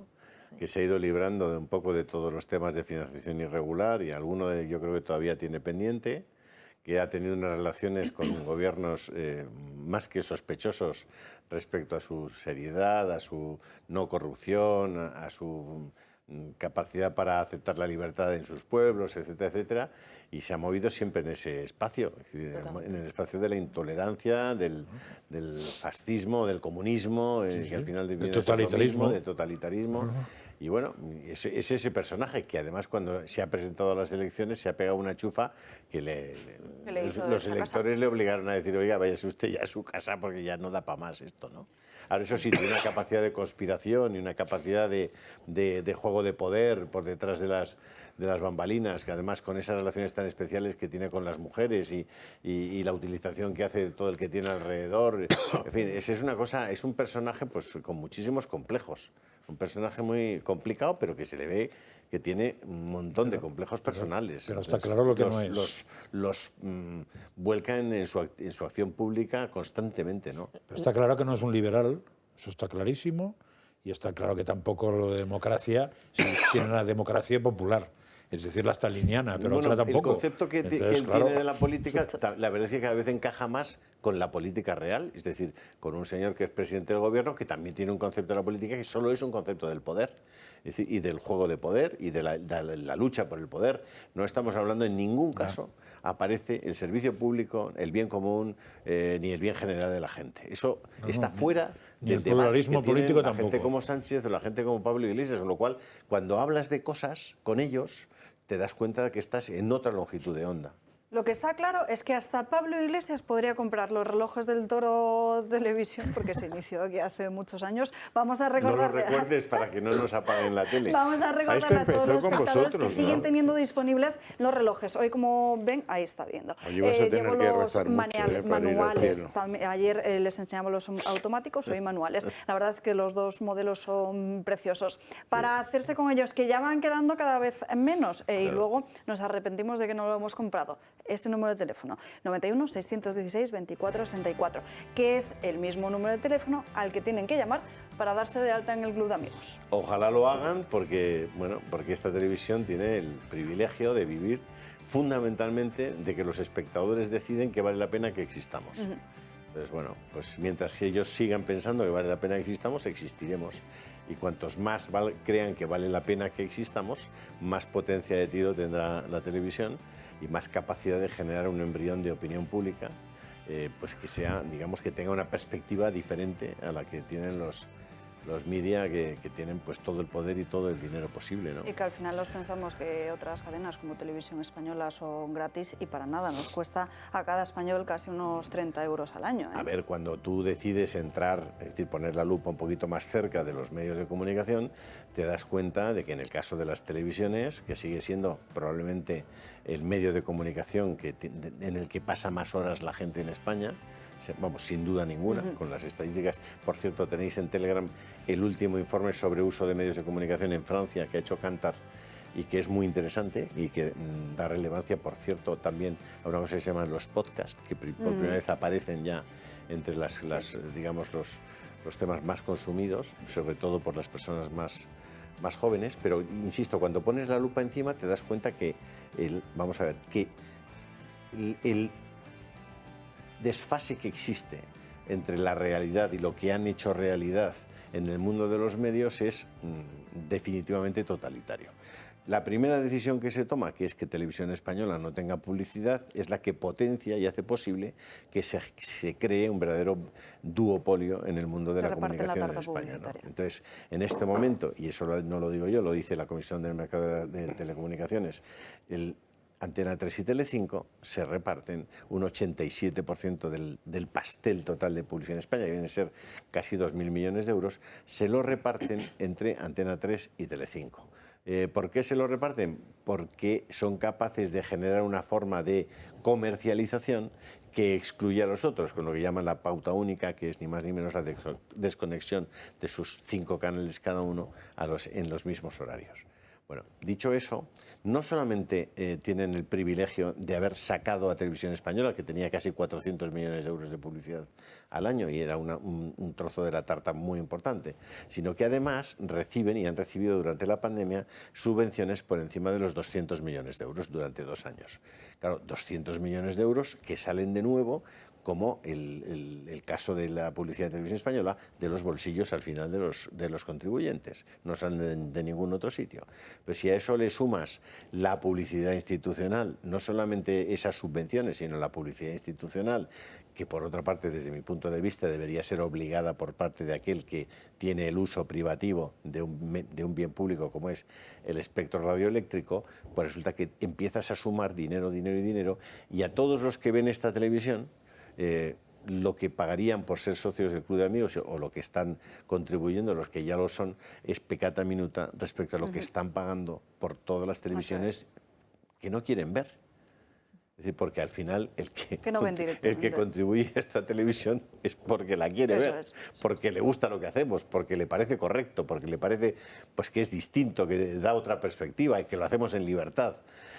Bueno, pues el resto de televisiones viven de las tasas de los contribuyentes, del pago de impuestos de los contribuyentes. ¿Eso es razonable en una democracia? ¿Eso contribuye a que haya más democracia, más pluralismo, más libertad? Pues no, todo lo contrario. Cada vez se va encerrando más y cada vez hay una bolsa más grande de dinero público, que al final acaba siendo dinero público, para que se lo repartan unos poquitos. Pero bueno, mientras los partidos políticos tengan tanto miedo a los grandes grupos, no van a cambiar nada. Ni ninguno de los grandes partidos va a proponer volver la publicidad de Televisión Española, porque están absolutamente acojonados con la repercusión que va a tener en las la línea editorial de esas televisiones, el hecho solo de sugerir que volviera la publicidad de Televisión Española. Pero bueno, eso es lo que tenemos y la gente tiene que saberlo. Y que se den de alta en el Club de Amigos. Ese número de teléfono 91 616 2464, si lo prefieren pueden darse de alta en nuestra página web, clubdeamigos.eltorotelevisión.com, o si lo prefieren pueden enviar un correo electrónico a club@eltorotv.eu. Aprovechen la próxima pausa de publicidad para hacer sus llamadas. 91 616 2464. Enseguida volvemos.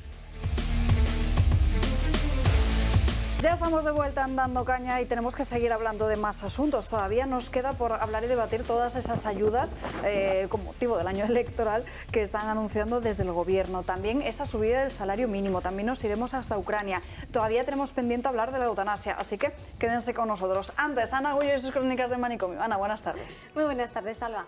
Por un error médico, una mujer ha dado a luz a un bebé que no era suyo. Ha ocurrido en Argentina, en la localidad de San Isidro. Una pareja recurrió a una clínica de fertilidad para un tratamiento in vitro y poder tener su tercer hijo. Lo hicieron sin recurrir a la donación de óvulos ni de espermatozoides, por lo que el embrión implantado debía tener material genético únicamente de ellos. Pero ocurrió algo espeluznante. La pareja descubrió que no eran los padres del bebé poco después del parto, con el primer examen sanguíneo del infante. El grupo y factor genético del pequeño no coincidía con el de sus padres. La prueba se repitió en la clínica donde se realizó el parto y luego hubo un estudio de ADN.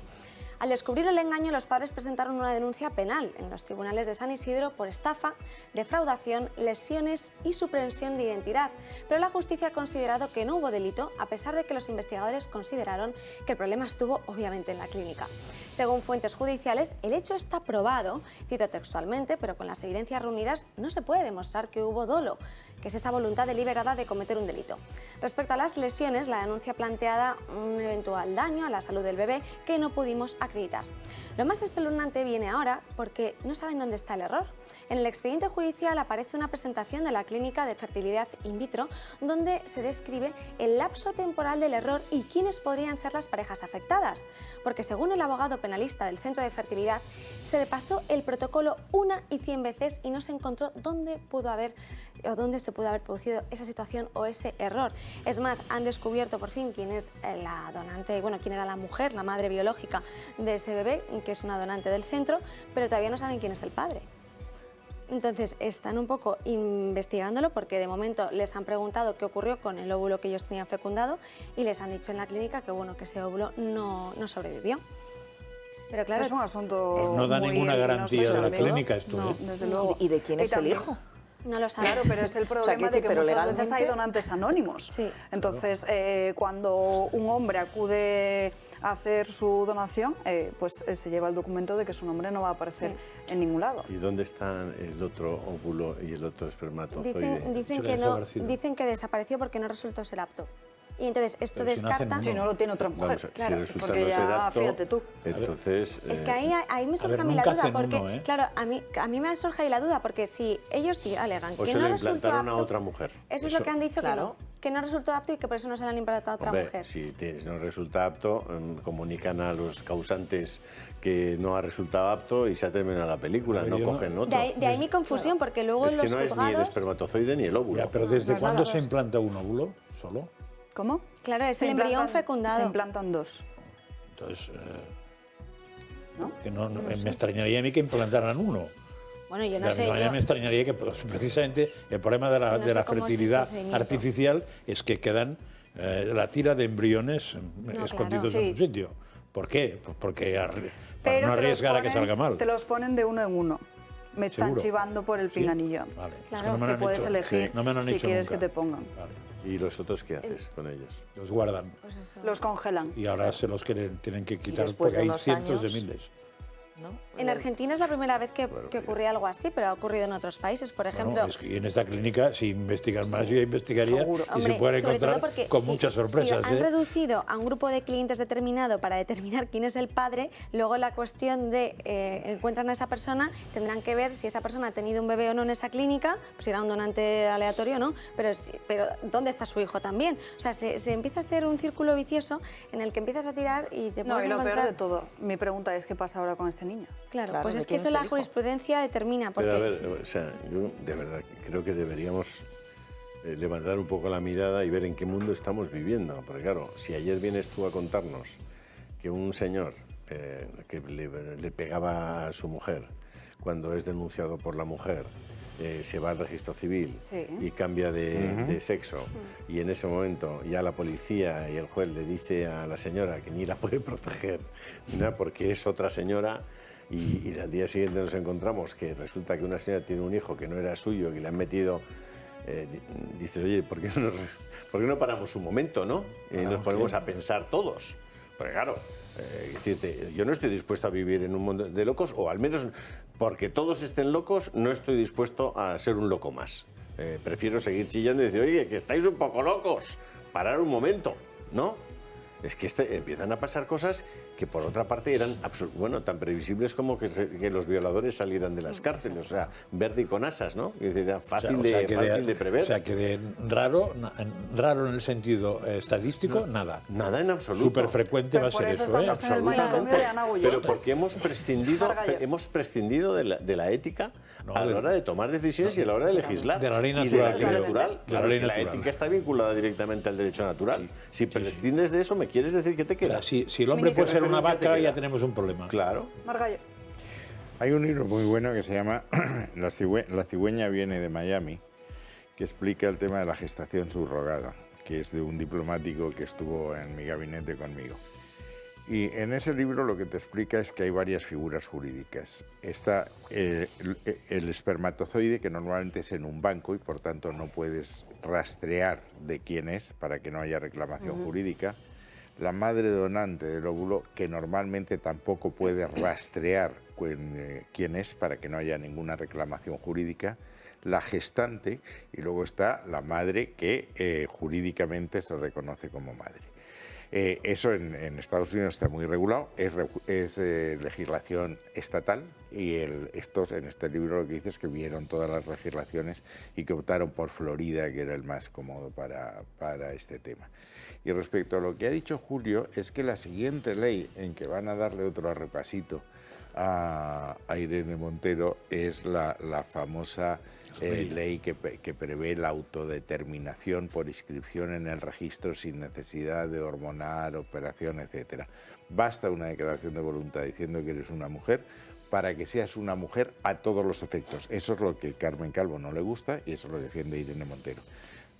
para ir en una lista electoral, para eludir la violencia de género, es decir, si tú te peleas con tu mujer y previamente has tenido precaución de decir que eres una mujer, ya no hay violencia de género, y hay un problema que puede parecer una broma, pero va a ser mortal, es decir, un agresor sexual que se declara mujer, ¿a qué cárcel va?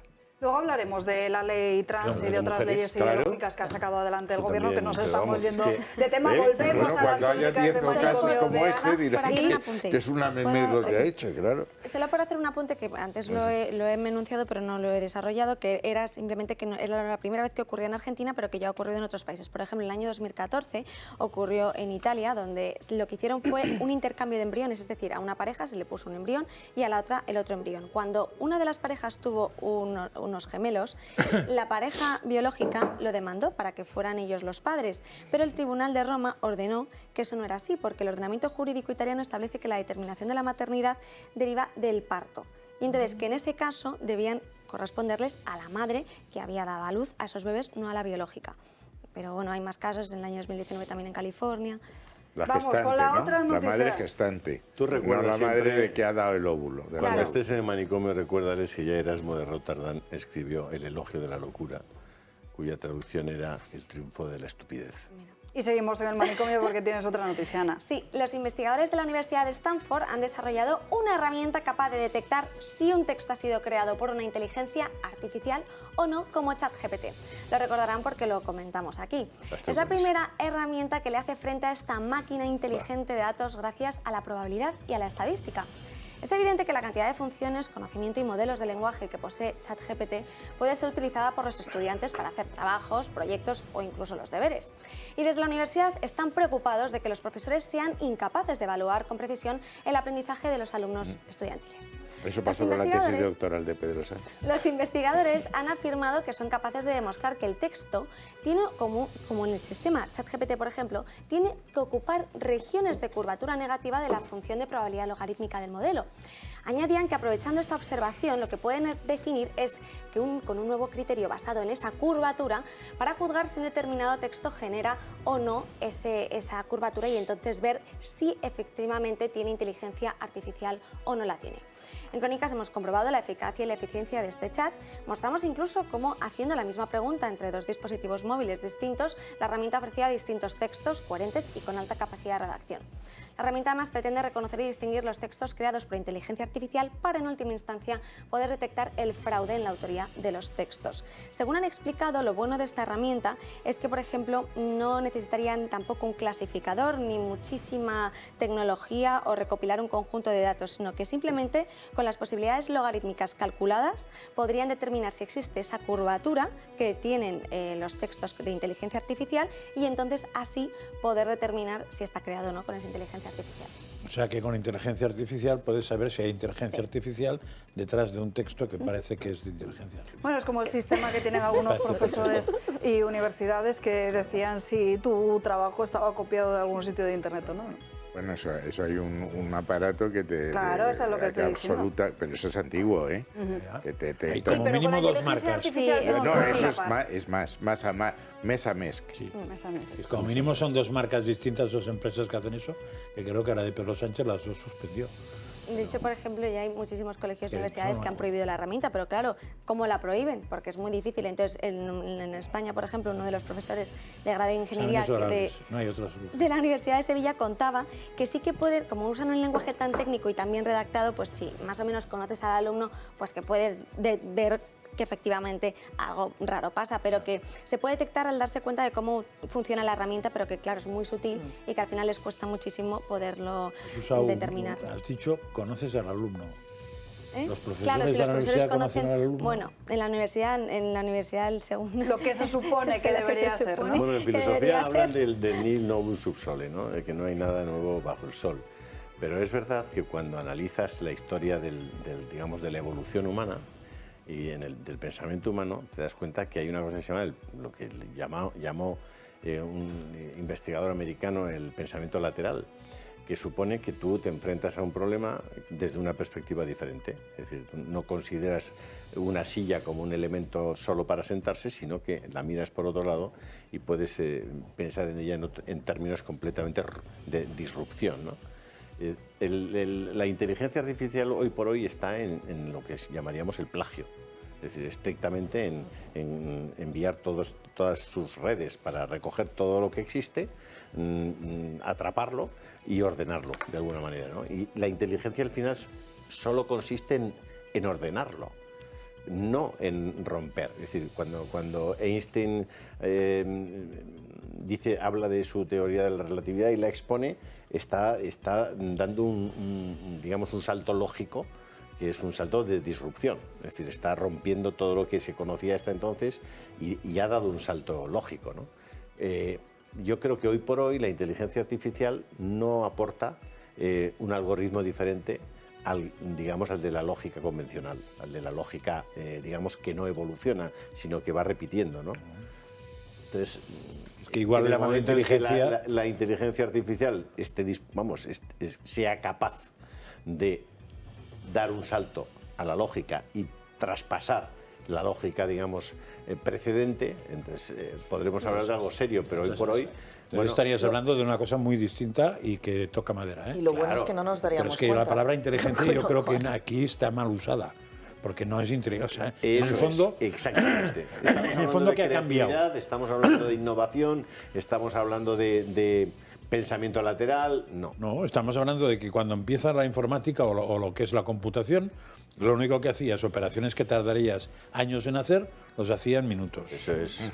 Y ahora lo único que pasa es que además de hacerlos en minutos, es capaz de analizar 30 millones de variables o de datos distintos para agruparlos o sea, no solamente tarda menos, sino que agrupa más. Pero eso no elabora nada. Eso simplemente lo que hace, más o menos, sería ordenar, pero no salta nada. No pone ni un verbo. No, eso es numérico puro. No hay verbos. Eso es numérico puro. Es aplicar un número a cada, digamos... Ni un silogismo. No pasa de la primera a la segunda, no existe eso.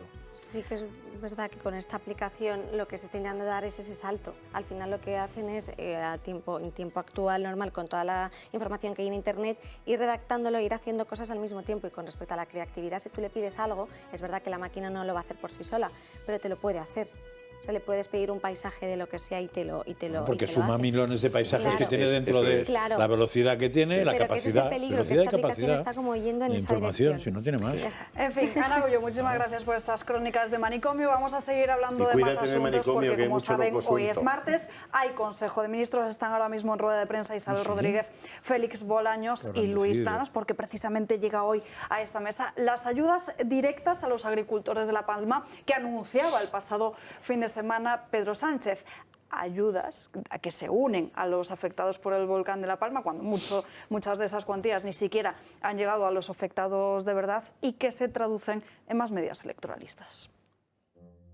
La relación entre Pedro Sánchez y los palmeros ha sido de amor-odio. Apenas 2 semanas después de que el volcán de Cumbre Vieja entrara en erupción, el presidente prometió ayudas por valor de 200 millones de euros. A los 3 meses, los palmeros aún no habían visto ni un euro y el socialista defendió que ya se habían movilizado más de 138 millones y que llegarían a los 400 cuando todas las ayudas se ejecutasen. Se cumplió el aniversario de la erupción y el presidente del Cabildo confesó que la mayoría de ayudas aún no habían llegado a la isla. Y aunque los gobiernos nacional y canario informaron que ya se habían entregado más de 565 millones, en verdad el dinero era el del Fondo de Compensación de Seguros, no así el de las instituciones. Sánchez y sus ministros fueron y volvieron en más de una decena de ocasiones, siempre justificando que la tramitación de las ayudas estaba en revisión, hasta que hace apenas medio mes por fin parece que llegaron todas las ayudas. Así lo confirmaba el presidente canario y socialista. Y no porque la diga yo, sino porque los servicios económicos acreditan la entrega en la isla de La Palma de 605 millones de euros. No es que vayan a venir, es que son certificados de cantidades que ya han llegado. El pasado fin de semana el presidente del gobierno volvió a la carga. En estos presupuestos del año 2023, el gobierno de España va a desplegar 140 millones de euros más para la reconstrucción de la isla de La Palma. Y de hecho están al caer.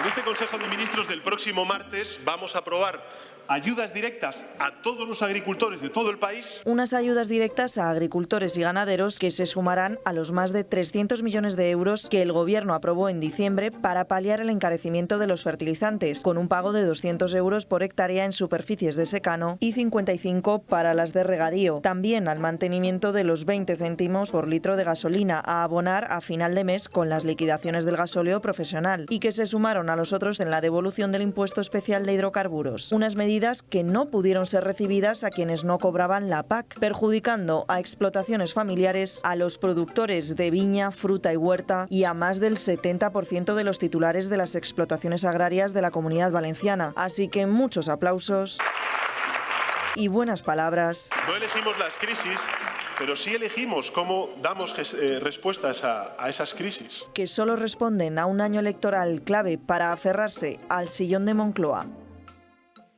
En estos mismos momentos, el ministro de Agricultura, Luis Planas, está explicando esas ayudas. Espera que las reciban antes de esta primavera y que además cada agricultor va a recibir hasta 22 euros por hectáreas con un máximo de 300 hectáreas. Lo escuchamos un minuto. Aprovechar para la circularidad de nuestra economía, es decir, para utilizar elementos tales como los estiércoles, purines, convenientemente tratados y reciclados para que puedan tener esos fines de fertilización. Estoy hablando a futuro. Evidentemente lo importante en el día de hoy es la aprobación de esa medida que estoy convencido va a satisfacer sin duda de una buena forma las necesidades de nuestros agricultores. Este Gobierno va a continuar apoyando a todo el sector primario en esa lucha por reducir los costes de producción y, evidentemente, teniendo como finalidad, dentro de la cadena alimentaria y del apoyo a la cadena alimentaria, que todos los españoles dispongamos de alimentos en cantidad, calidad suficientes y también a precios razonables. La segunda medida que hoy hemos aprobado, el segundo acuerdo, se refiere a la compra por importe de 28 millones de euros. Es un programa global por importe de 97 millones de euros. Es compra de alimentos financiados en parte por la Unión Europea y en parte por el presupuesto de España para los ciudadanos, las personas más necesitadas. Los beneficiarios potenciales de ese programa se sitúan en torno al 1.400.000 personas en nuestro país. Por tanto, llevamos a cabo una compra centralizada de productos no perecederos que posteriormente son entregados a Cruz Roja Española y también a la Federación Española. Bueno, explica Planas cuáles son estas medidas que aprueba hoy el Consejo de Ministros. Quiere que esas ayudas directas a los agricultores lleguen antes de la primavera. Esperemos que no sean como las ayudas a los afectados por el huracán. De este año. Es interesante eso. Y además tampoco... De este año, sí. Tampoco son demasiadas porque lo poquito que hemos podido escuchar, ¿no? Esos 22 euros por hectárea, que en este caso no ha especificado si se trata de secano o regadío, pues es lo que ya estaban percibiendo. Pero lo que yo creo que sería muy importante saber cuando lo comenten es si esto se va a poder beneficiar las personas que estaban o no recibiendo la PAC, porque hemos visto que el año pasado precisamente los receptores de esta ayuda europea no pudieron recibir todas las ayudas ni a gasolina, ni tampoco esto que están repitiendo ahora de euro por hectárea. Es realmente una pena. Y luego, respecto de lo de la compra de alimentos, lo poquito que hemos escuchado, ¿no? Se refería a alimentos no perecederos. Por tanto, esos mismos alimentos de la famosa compra, si nos acordamos, que consistía en botes de albóndigas y demás. Por tanto, sinceramente, sabiendo como sabemos, porque se han conocido datos durante las últimas semanas, que los españoles han dejado de consumir proteínas y, en definitiva, alimentos que son perecederos, es realmente preocupante que esos esfuerzos los vuelvan a centrar en productos que no lo sean. Nos dice nuestra compañera María en Vallejo, que se estaba escuchando precisamente esta rueda de prensa, que sí lo estaba especificando. No hemos podido escuchar esas declaraciones del ministro al completo, pero esos 22 euros por hectárea al que yo me refería antes son para regadío. Exclusivamente para regadío. Pues eso ya habría que ver las proporciones de uno y otro tipo de cultivo. Y preguntar sobre todo, ¿solo es La Palma o cualquier agricultor de España? La Palma. Solo es La Palma, o sea, los de Valencia, Alicante y todo eso. Estas ayudas que estaba anunciando. Tenían problema de agua, que les den 2 duros y... No, es para todos, se supone que es para nacional. todos. Sí, lo que pasa es que él aprovechó estando en La Palma, el presidente del Gobierno, para anunciar a personas que han tardado más de un año en recibir ayudas, no os vamos a volver a dar. Y han tardado, no nos olvidemos, que lo de La Palma sucedió en septiembre del 2021 y han terminado de recibir todo en enero de este año. A ver, pero Patricia, yo, por ser justo, yo no he oído a ningún palmero decir nada. ¿De quejarse? Sí, no, ninguno. Igual aquí no nos ha llegado, pero supongo que nos habrían enviado un correo, nos habrían llamado, habrían hecho declaraciones en algún periódico, los propios periódicos de allí hubieran protestado, el presidente del Cabildo de allí habría salido en rueda de prensa a decir aquí no llega ni un duro porque tiene que defender a sus convecinos. Nada. Ya. Entonces, chico... Bueno, no sé, es verdad. Si ellos no eso no quita que no haya legado, ¿eh? No, yo no digo más que si ellos no protestan, por eso. ¿yo qué puedo hacer? No, que ellos sabrán, ¿no? Claro, quiero decirte, chico, que por su gusto duerme en el suelo, como decía mi abuela, no hay que tenerle duelo. Pero fíjate, tampoco hay muchas feministas que no protestan por la ley del sí es sí. Pues sí, Y así estamos. Claro. En fin, Julio, Telegram. Telegram. Fernando García García, Esperanza Martínez, Antonio Mari, María F.A., José Manuel, Francisco Molpeceres, Ángel, Yolanda, Roges, Sergio, Juan Biurrun, Fernanda Sosa, Juan Amarilla, Duende Especial, Ana, Esther, Ernesto Madariaga, Javier Pérez Madrid, Conrado, Ana Sofía Ribeiro, Juan Antonio Pérez. Gracias, porque os habéis dado de alta y ojalá os deis muchos de alta en el Telegram, porque tendréis una idea de las cosas y de lo que pasa diferente, porque tendréis más información. Luego decidís lo que queréis pensar sobre el asunto, pero tendréis la información, al menos.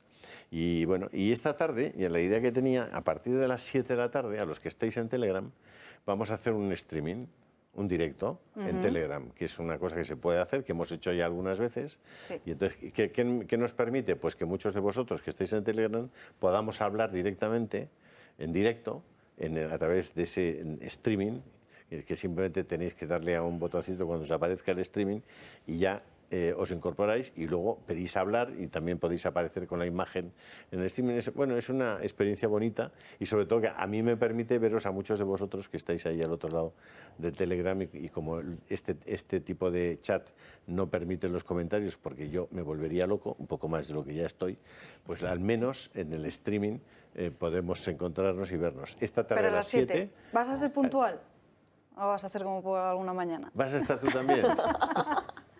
Esta tarde a las 7 nos vemos en el Telegram, hacemos un streaming y hablamos de lo que vosotros queréis y así me sugerís un poco también temas para mañana, para pasado, etc. A las 7 el Telegram, pero a las 4 pendientes en el Toro Televisión porque les vamos a estar mostrando en directo ese cara a cara entre Alberto Núñez Feijóo y Pedro Sánchez en el Senado. Va a ser su primer enfrentamiento público de este 2023 y además, bueno, el presidente del Gobierno comparece a petición propia para explicar todas esas medidas de su paquete anticrisis que camuflan con el argumento para dar respuesta a las consecuencias de la guerra en Ucrania y además también sobre el deterioro de las instituciones. A partir de las 4 lo podrán seguir en directo en esta televisión. Y hablamos precisamente de Alberto Núñez Feijóo porque en los últimos días el Partido Popular está siendo noticia por esa posible o no posible incorporación de Begoña Villacís. Ayuso ya lo ha descartado. A ver, lo mejor de Ciudadanos ya se vino conmigo. Y es tajante con la idea de que Villacís puede integrarse en las filas populares, al menos en las de Madrid. Y ahora si tienen conversaciones a nivel nacional, yo ahí no tengo nada que opinar. La incertidumbre es máxima en el entorno de la vicealcaldesa y más aún después de esta entrevista en el diario El Mundo. Una en la que deja la puerta abierta a renunciar a las siglas de su partido si con ello puede seguir defendiendo el proyecto liberal. Villacís no afirma, pero tampoco niega con rotundidad que pueda sumarse al equipo de Feijóo. El alcalde de Madrid, Martínez Almeida, niega que él haya encabezado ninguna negociación. No conozco nada respecto de las eventuales intenciones, como se ha publicado, de la vicealcaldesa. En su grupo la sorpresa es máxima y más aún cuando acaban de terminar su proceso de refundación, uno en el que además ha sido la propia Villacís la principal valedora de la lista ganadora liderada por Patricia Guasch. La nueva portavoz naranja ya se lo ha dejado claro. Aclarar que el nuevo Ciudadanos no va a ir en coalición ni con el Partido Popular ni con el Partido Socialista, nunca con el bipartidismo. Tenemos muy claro que vamos a defender el espacio propio, el espacio liberal. Pero también recalca que cuenta con ella para encabezar la lista de Ciudadanos en el Ayuntamiento de la capital. Feijóo sigue manteniendo la puerta abierta al talento naranja, tanto que incluso la propia Villacís ha mantenido un encuentro informal con el número 3 del partido, Elías Bendodo, hace unas semanas en una cafetería próxima a la sede popular. Pero el plan de atracción del talento liberal por parte del PP también pasa por recuperar a una de las voces más reconocidas de la antigua etapa de Casado. Cayetana Álvarez de Toledo, anterior portavoz del partido en el Congreso, compartió escenario hace unos días con el líder popular. Con su perfil Feijóo pretende ensanchar el espacio del PP, acercándose así también a Vox, aprovechando el tirón que en este espacio tiene la diputada.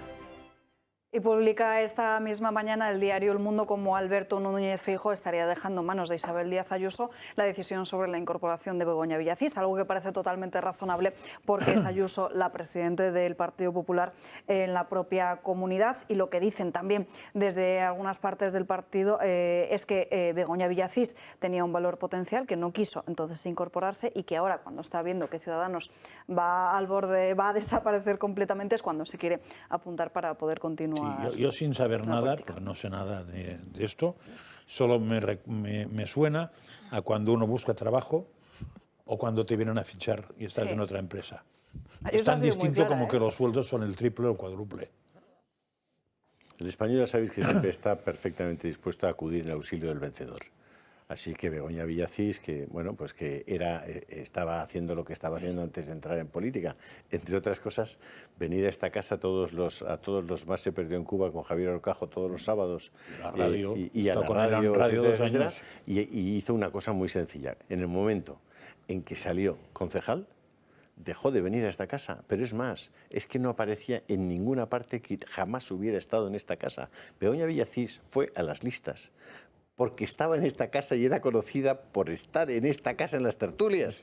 Nunca más se supo. Es poco para que os hagáis una idea, tanto Ayuso como Feijóo, de cómo funciona Begoña Villacís, que tiene un solo criterio, que se llama favorecer los intereses de Begoña Villacís. Punto pelota, todo lo demás le importa un rábano.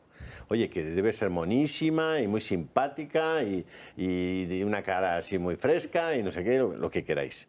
Pero, chico, es decir, al final son gente que trabajan para sí mismos exclusivamente. Cuando Ciudadanos ya no les sirve, porque ella es lo que es gracias a lo que era Intereconomía en ese momento, gracias a Javier Horcajo, que la potenció muchísimo, a la radio. No, antes fue Javier García Mateo. Sí, claro, porque su padre era muy... Venía muchísimo. Su padre venía y empezaba a venir él. Claro, sí, todas esas historias... Sí, eso lo he vivido yo, que estaba ahí. Entonces, cuando una persona se comporta de esa manera y ni siquiera es capaz de agradecer lo que aquí se le dio, y ahora tampoco agradecerá lo que le ha dado Ciudadanos, porque al final este tipo de persona... bueno, son lo que son porque están en un equipo, porque están en un grupo, porque no será ni más lista, ni más trabajadora, ni mejor persona que millones de españoles que también podrían hacerlo. Lo que pasa es que un grupo, un equipo, unos líderes políticos en un momento determinado le dan esa cancha. Y por eso son lo que son, nada más. El día que dejan de estar ahí, pues son lo que eran antes, que puede ser mucho o poco, pero es lo que eran antes. El poder pasa a través de ti, pero no es tuyo. No eres tú. Es decir, el poder pasa a través de ti. Cuando se va, quedas tú, lo que haya de ti. Si eres un desgraciado y un bobo, pues quedas eso, no hay más.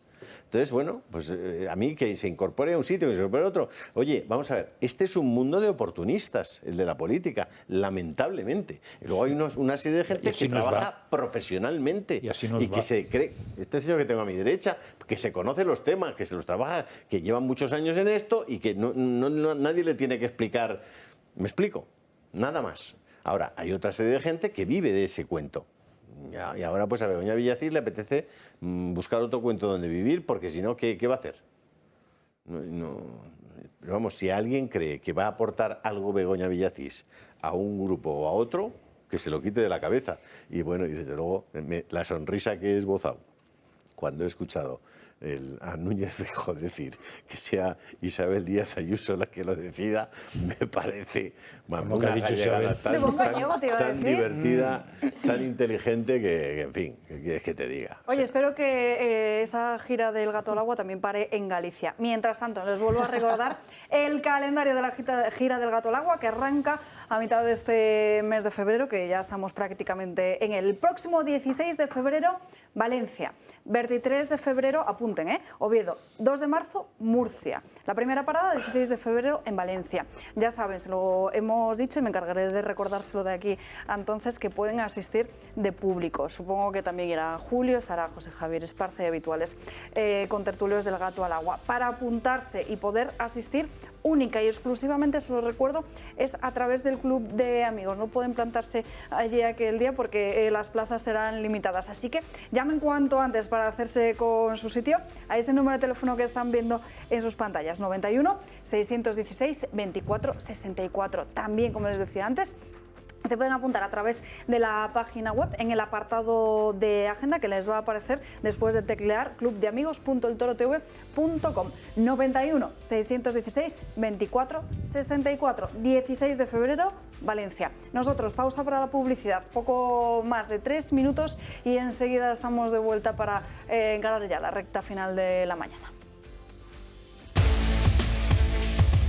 Ya estamos de vuelta en Dando Caña, pasan 7 minutos de la 1:30. Antes les recordaba que para esa gira del Gato tienen que llamar al Club de Amigos y precisamente de las actividades que tienen preparadas el Club de Amigos vamos a hablar ahora con Mar Cristóbal. Muy buenas tardes, Mar. Muy buenas tardes, encantada como siempre. Bueno, creo que tenemos que hablar de castillos. Exacto. ¿No? Estoy muy contenta porque vamos a empezar un ciclo de castillos después de aquel que hicimos de catedrales con mucho éxito. Y bueno, hay muchísimos castillos, fortalezas, pero desde luego vamos a hablar solo de castillos en este ciclo de 5 sesiones y empezamos por Castilla-León con 2 provincias que a mí me encantan, Valladolid y León. Y la verdad es que la historia es preciosa, son edificios que vertebraron las ciudades y que nos cuentan la historia de España. Cuando voy a Valladolid, pues vamos a contar esa cuenca del río Duero, que fue frontera con los territorios musulmanes y que por tanto la verdad es que estaba despoblada y se pobló cuando pudo avanzar después del año 1000, que fue un elemento de ilusión en el país por unas circunstancias que contaré en la conferencia, que cambiaron la historia. Y se crearon esos castillos y esa repoblación. Y la verdad es que empezaré contando, pues claro, la historia, el origen, sus primeros propietarios, el porqué, qué batallas o qué hechos históricos sucedieron y acabaremos, por supuesto, hablando del presente, de cómo esos edificios históricos se han reciclado y se han usado para cosas tan preciosas como, por ejemplo, en Peñafiel, ese Museo del Vino, el de Fuensaldaña fue sede de las Cortes, el de Simancas, que es un castillo que a mí me encanta, son los archivos nacionales, es una maravilla de castillo y además tiene una visita súper aconsejable hecha por ellos, por los archiveros. Y cuando me voy a León, la historia va a ser muy entretenida porque, claro, entran en juego los templarios en el castillo de Ponferrada, ¿no? Y es una orden que hablaré de ella, de sus orígenes, de por qué se llaman templarios. La idea es que tendrían que custodiar el templo de Jerusalén, que había sido la ciudad tomada por los turcos en su momento, y contaré ese origen de esa orden de los templarios y cómo se instalaron en España y en otros países de Europa, cómo se desarrolló como si fuera una multinacional y su desgraciado fin, porque fue un fin tormentoso. Ya contaré el final de los templarios.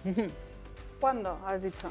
Pues el día 8 de febrero. A las 7 de la tarde, si no me equivoco. A las 7 de la tarde. Y para apuntarnos directamente en el Club de Amigos, ¿no? En el teléfono y en el email del Club de Amigos, como siempre. Pues Mar, muchísimas gracias por a estar vosotros. aquí para darnos unas pequeñas pinceladas de lo que podremos escuchar el próximo 8 de febrero a las 7 de la tarde. Un placer, como siempre. Gracias. Bueno, tenemos que seguir hablando de más asuntos porque hoy estaba prevista una reunión para volver a tratar esa subida del salario mínimo, un encuentro además al que la COE ha dado un plantón que conocíamos desde primera hora de esta mañana. Sin embargo, las últimas veces que este salario se ha subido se ha demostrado que no sirve para mucho.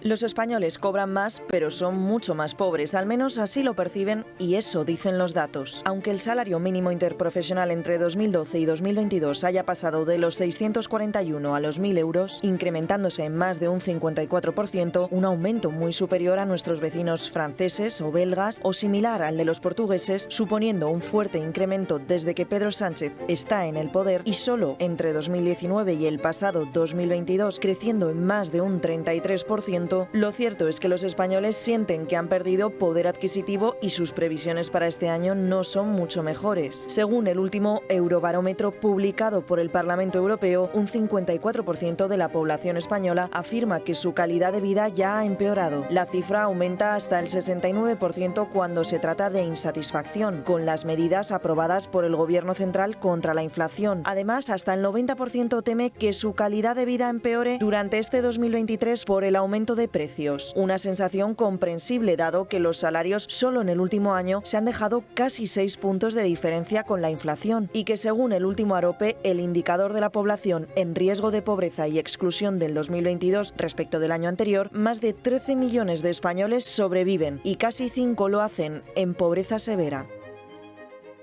Bueno, como les decía, esa reunión estaba prevista para hoy, a la que Yolanda Díaz acudía para sentarse en la mesa con comisiones obreras y UGT. Lo que plantean los sindicatos es que ese salario mínimo suba en 100 euros más al mes, hasta los 1.100 euros. Sí, pero hoy lo que he comentado en todas las televisiones son unas declaraciones de Feijóo apoyando la subida del salario mínimo ayer.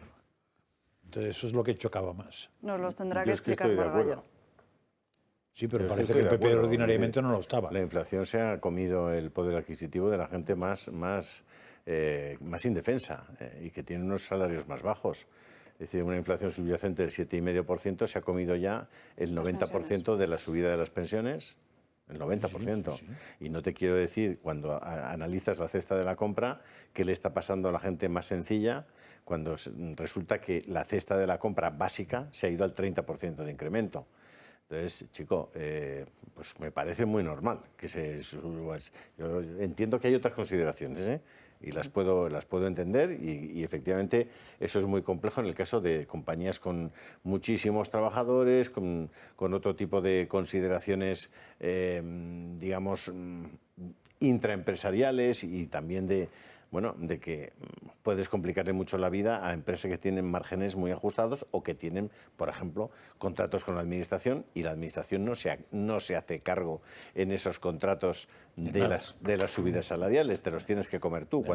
Cuando tienes un contrato y tu margen de maniobra en esos, tu margen operativo en esos contratos es de un 4, un 5, un 6% y te meten un incremento salarial, siendo los salarios de las personas la parte más importante de los escandallos de esas compañías, pues te das cuenta que tienes que, que tienes un problema muy gordo. Igual sería más justo que se hiciera lo de deflactar el IRPF, que no subir. O sea, yo lo que entiendo sería más justo que el gobierno, el Estado en este caso, se hiciera cargo de que los contratos que fueron contratados, perdonad la redundancia, con ese criterio y con esos números, cuando se suba el salario mínimo, el gobierno diga, y aquí estoy yo, y esa subida me la como yo.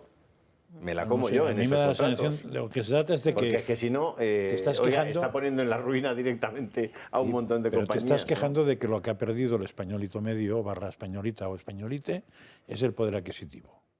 Con lo cual sí que yo estaría de acuerdo, claro, que hay que conseguir que el poder adquisitivo no vaya a menos. Claro. Ahora, que la mejor medida sea subir el salario mínimo interprofesional, eso es lo que tengo dudas. Preguntando a economistas, me han dicho que eso es muy dudoso, que hay otras muchas maneras que distorsionan menos. ¿Cuántos de esos economistas tienen el salario mínimo, tío? Es que, no, ninguno. Claro, es que yo estoy harto de economistas y de expertos que a final de mes reciben 5.000 pavos limpios. Y claro, si tú recibes 800, igual tienes otro planteamiento. Sí. Digo yo, Y en todo caso, insisto, a aquellos sectores que no puedan asumir, porque están atados de pies y manos, los incrementos, porque al final cualquier compañía, para mantener su EBITDA, lo que tiene que hacer es incorporar al precio todos los más coste.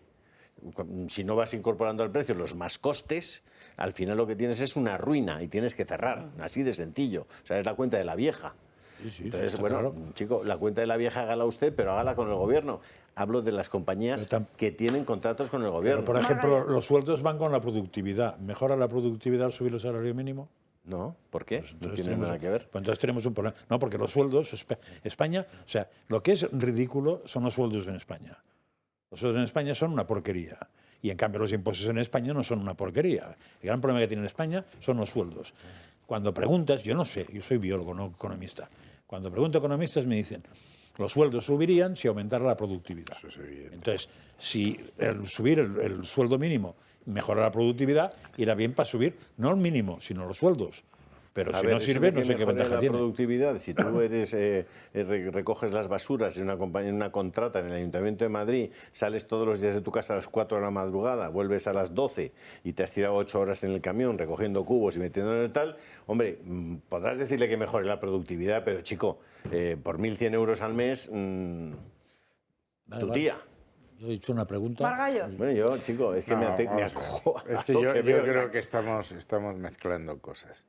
Una cosa es la deflactación de la tarifa de inflación. Lo que ocurre con la inflación es que a ti te suben tu sueldo para que no pierdas demasiado pie con la subida de los precios. Pero puede haber una subida de precios que ni siquiera equipare, una subida del salario que ni siquiera equipare la subida del salario, es decir, que en términos reales compras menos cosas y sin embargo el impuesto sobre la renta porque es un impuesto progresivo. Eso es una notoria injusticia. Otra cosa es que en este momento, como consecuencia de la caída de los costes energéticos, que va a seguir cayendo, haya margen para subir los salarios sin que eso incremente los precios, es decir, sin que alimente la inflación. Yo creo que eso hay que aprovecharlo. Eso es verdad. O sea, eso es posible ahora mismo. No, eso es absolutamente cierto. Claro, es que los cortes energéticos han caído. Y van a seguir cayendo. Sí, van a seguir cayendo. Es decir, eso es absolutamente razonable y entonces tienes margen, insisto, para subir los salarios sin que eches gasolina al fuego, sin que aumente la inflación. Y la tercera es la regla general. Si aumenta la productividad, tú aportas con tu trabajo más a la empresa y es justo que te suban los salarios sin que eso afecte a la inflación. Pero vamos, lo que ha dicho el presidente Feijóo es evidente, es que con una inflación subyacente como la que tenemos, tú tienes que ir acomodando los salarios porque si no cada año es más pobre. ¿Por qué se aplica ese razonamiento a las pensiones si no se aplica al salario mínimo? Ya, pues porque los pensionistas son 9 millones y pico que quieren que voten y el salario mínimo no. No, pero insisto, el problema de subida de los salarios es que dice, oiga, es que si están subiendo los precios, encima usted sube los salarios y suben los costes, suben más. Pero si han disminuido los costes, tienes un margen y por tanto puedes subir los salarios sin que se produzca eso que sea efecto de segunda ronda. Y lo siguiente es que efectivamente lo que tú has dicho de los salarios, productividad, todo eso, medidas fiscales que hay que tomar para que la productividad aumente, fomentar la inversión, fomentar la I+D+I, eso exige un pacto de rentas. Estamos en una situación, he hablado antes de los pactos del tema del malestar social. Es que unos pactos de renta y eso exige un acuerdo entre las dos grandes fuerzas nacionales. El problema de todo esto, lo decía muy bien Juncker, que era presidente de la Comisión, dice, todos sabemos lo que hay que hacer. Lo que no sabemos es qué hay que hacer para que nos voten después de haber hecho lo que teníamos que hacer. Entonces hay que repartir el sacrificio de forma sincronizada, concertada entre las fuerzas políticas y los agentes sociales. Y eso es un pacto de rentas. Lo que pasa es que hay más elementos implicados, José Manuel, si me permites. Y es que hay muchas personas en España y recuerdo en este momento el ejemplo de un señor que trabajaba para una cooperativa agraria en Navarra. Es un musulmán que tiene, me parece que son 3 hijos, era uno de los mejores trabajadores de la cooperativa y se presenta al dueño de la cooperativa y le dice, ya no vendré a trabajar, don Jesús. ¿Cómo que no vas a venir a trabajar? Y dice, no, es que a mí la subvención que me dan es 100 euros más de lo que cobro aquí. Tú me pagas 1.400 y yo, solo por el hecho de tener 3 hijos, estar aquí, cobro una subvención de 1.500. Entonces ya mañana no voy a venir a trabajar. Entonces, oye, vamos a ponernos de acuerdo en cómo se utiliza de verdad el dinero público y qué tratamiento le damos a las subvenciones. Eso es un pacto de rentas. Claro, es que si no, todos esos elementos los tienes que poner encima de la mesa. Es que si no, es que está todo completamente locos, fuera de la realidad. Pero sobre el salario mínimo, que todavía no habéis dejado hablar a Patricia. Y además estábamos diciendo que si al final subimos también el sueldo mínimo, también habría que contemplar que ese trabajador le está costando más dinero al empleador y que a lo mejor, como hemos visto en las otras ocasiones que se subió el salario mínimo, se destruyeron puestos de trabajo. Patricia. Aparte que el salario mínimo es un problema de proporción. Que no será lo mismo en Madrid y en Barcelona que en Soria. Sí, es lo mismo, sí. Claro, pero vete a alquilar un piso en Cuenca y vete a alquilarlo en Madrid. Claro. ¿No? Y vete a moverte a tu puesto de trabajo viviendo a 25 kilómetros de Madrid y tienes que ir a trabajar al centro de Madrid, a ver cómo lo haces con 900 euros al mes. A ver dónde vives, qué rayos compras y cómo rayos te mueves. Pero claro, en Cuenca son 1000 y pico, pero a 20 metros de... No tiene nada que ver. No tiene nada que ver. Entonces, ese pacto de rentas quiere decir que tiene muchos elementos. Si lo tienes que modular y todo lo además que quieras. La cuestión de la diferencia salarial de unas a otras comunidades autónomas es lo que está agravando esas diferencias, ¿no?, entre las propias urbes y el resto de España. A mí sí que me gustaría añadir una cosa a todo lo que ya habéis dicho, y es el tema de la fiscalidad. Yo creo que no solamente es necesario una cuestión de subida salarial, que sí que creo que lo es, pero hay que volver a ciertas cuestiones que se han abandonado en España, tanto a nivel nacional como a nivel autonómico.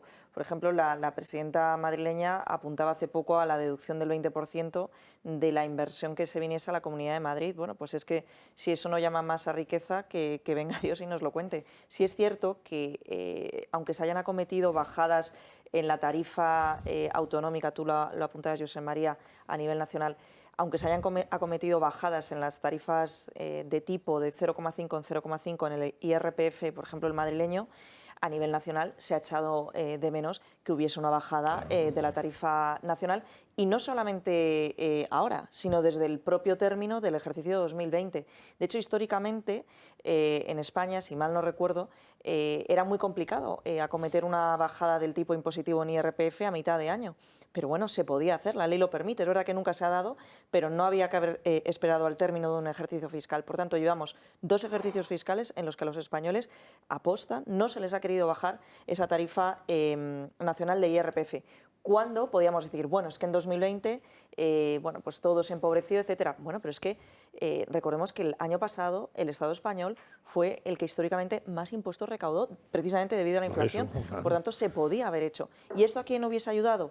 Pues no solamente a los trabajadores, que por supuesto, sino al grosso de las pymes, que son las que conforman la sociedad española en el mundo de los negocios y en el mundo empresarial. ¿Hablamos de grandes empresas? Pues yo entiendo... Cuando hablan de capitalistas despiadados, yo entiendo el fondo al que se refieren. Es muy triste que grandes empresas en España que se han enriquecido no se les pueda aplicar un mayor impuesto, etcétera. Pero en cuanto nosotros dejamos de favorecer las grandes empresas que crean una gran parte de los empleos en España, creo sinceramente que estamos atacando a la industria española y eso no es algo bueno.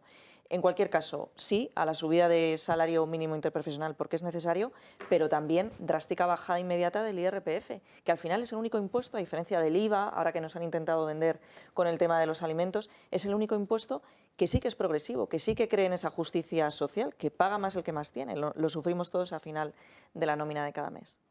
Me gustaría que viéramos ya eso, bueno, nos queda un poco menos de 5 minutos, se nos ha pasado el programa de hoy volando. Me gustaría que viéramos unos cuantos más asuntos. El primero de ellos, Maxim Huerta, las últimas revelaciones que ha hecho sobre su salida del gobierno.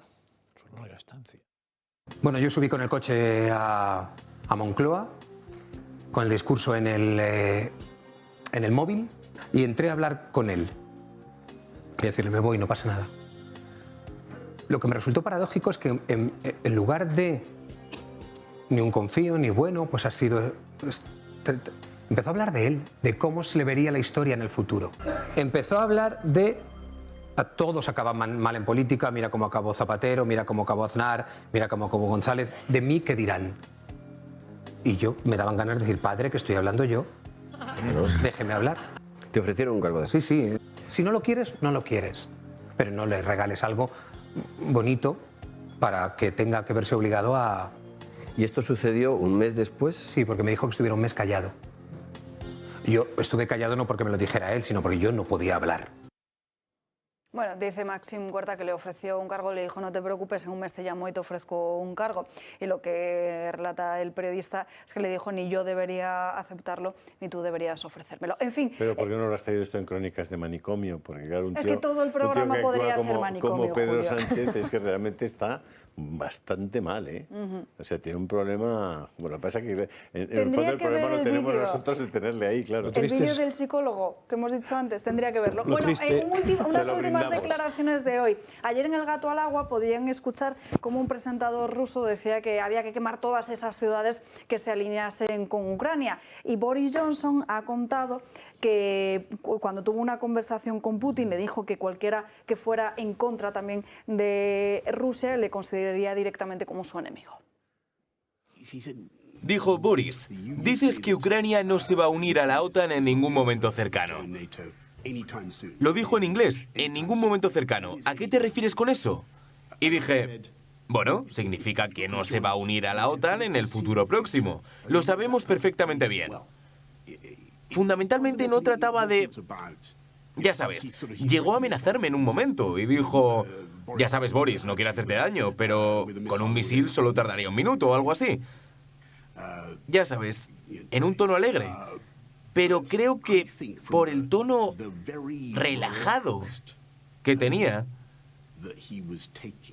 el tipo de expulsión de aire que parecía estar emitiendo, parecía que estaba simplemente jugando con mis intentos para hacer que negociase. Julio. ¿Qué te voy a decir, hombre? Es que estamos llevando este asunto de la guerra a un... Yo todos los días digo lo mismo. Estoy esperando que alguien levante ya la bandera de decir, oye, vamos a una negociación, vamos a una mesa de buscando la paz.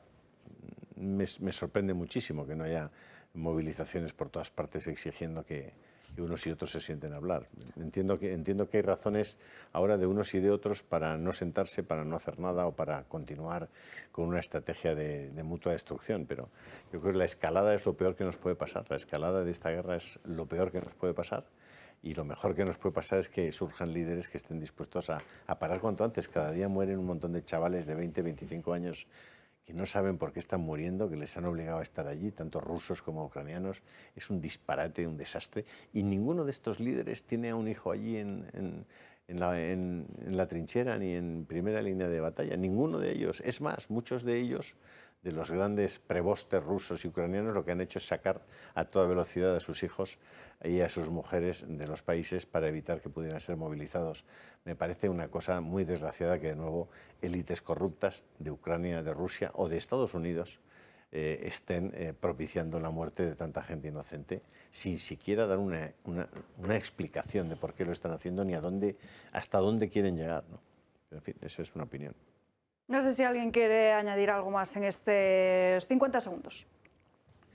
Vamos a ver, el hecho es que Rusia ha invadido Ucrania en contra de los compromisos que Rusia asumió con Ucrania en el memorándum de Budapest de 94. Ucrania renuncia a su armamento nuclear y todos los países que firman, incluida Rusia, le garantizan la integridad territorial. Putin no puede volver a Moscú siendo derrotado. Nadie quiere que vuelva derrotado porque no se sabe lo que pasaría en Rusia y hay miles de cabezas nucleares que quedarían en manos de sabe Dios quién. Y Zelensky no puede sentarse a negociar mientras no le devuelvan los territorios ocupados. La gran duda es si eso incluye Crimea, sí o no. Y desde el punto de vista del orden internacional, si aceptamos que Putin se quede con 1 centímetro de tierra ucraniana, estamos aceptando que la fuerza es fuente del derecho, que es lo contrario del orden liberal. Y hasta aquí el programa de hoy. Estén pendientes a las 4, ese cara a cara entre Feijóo y Sánchez. Hasta mañana a las 12, aquí en Dando Caña. Feliz día. Lamentablemente.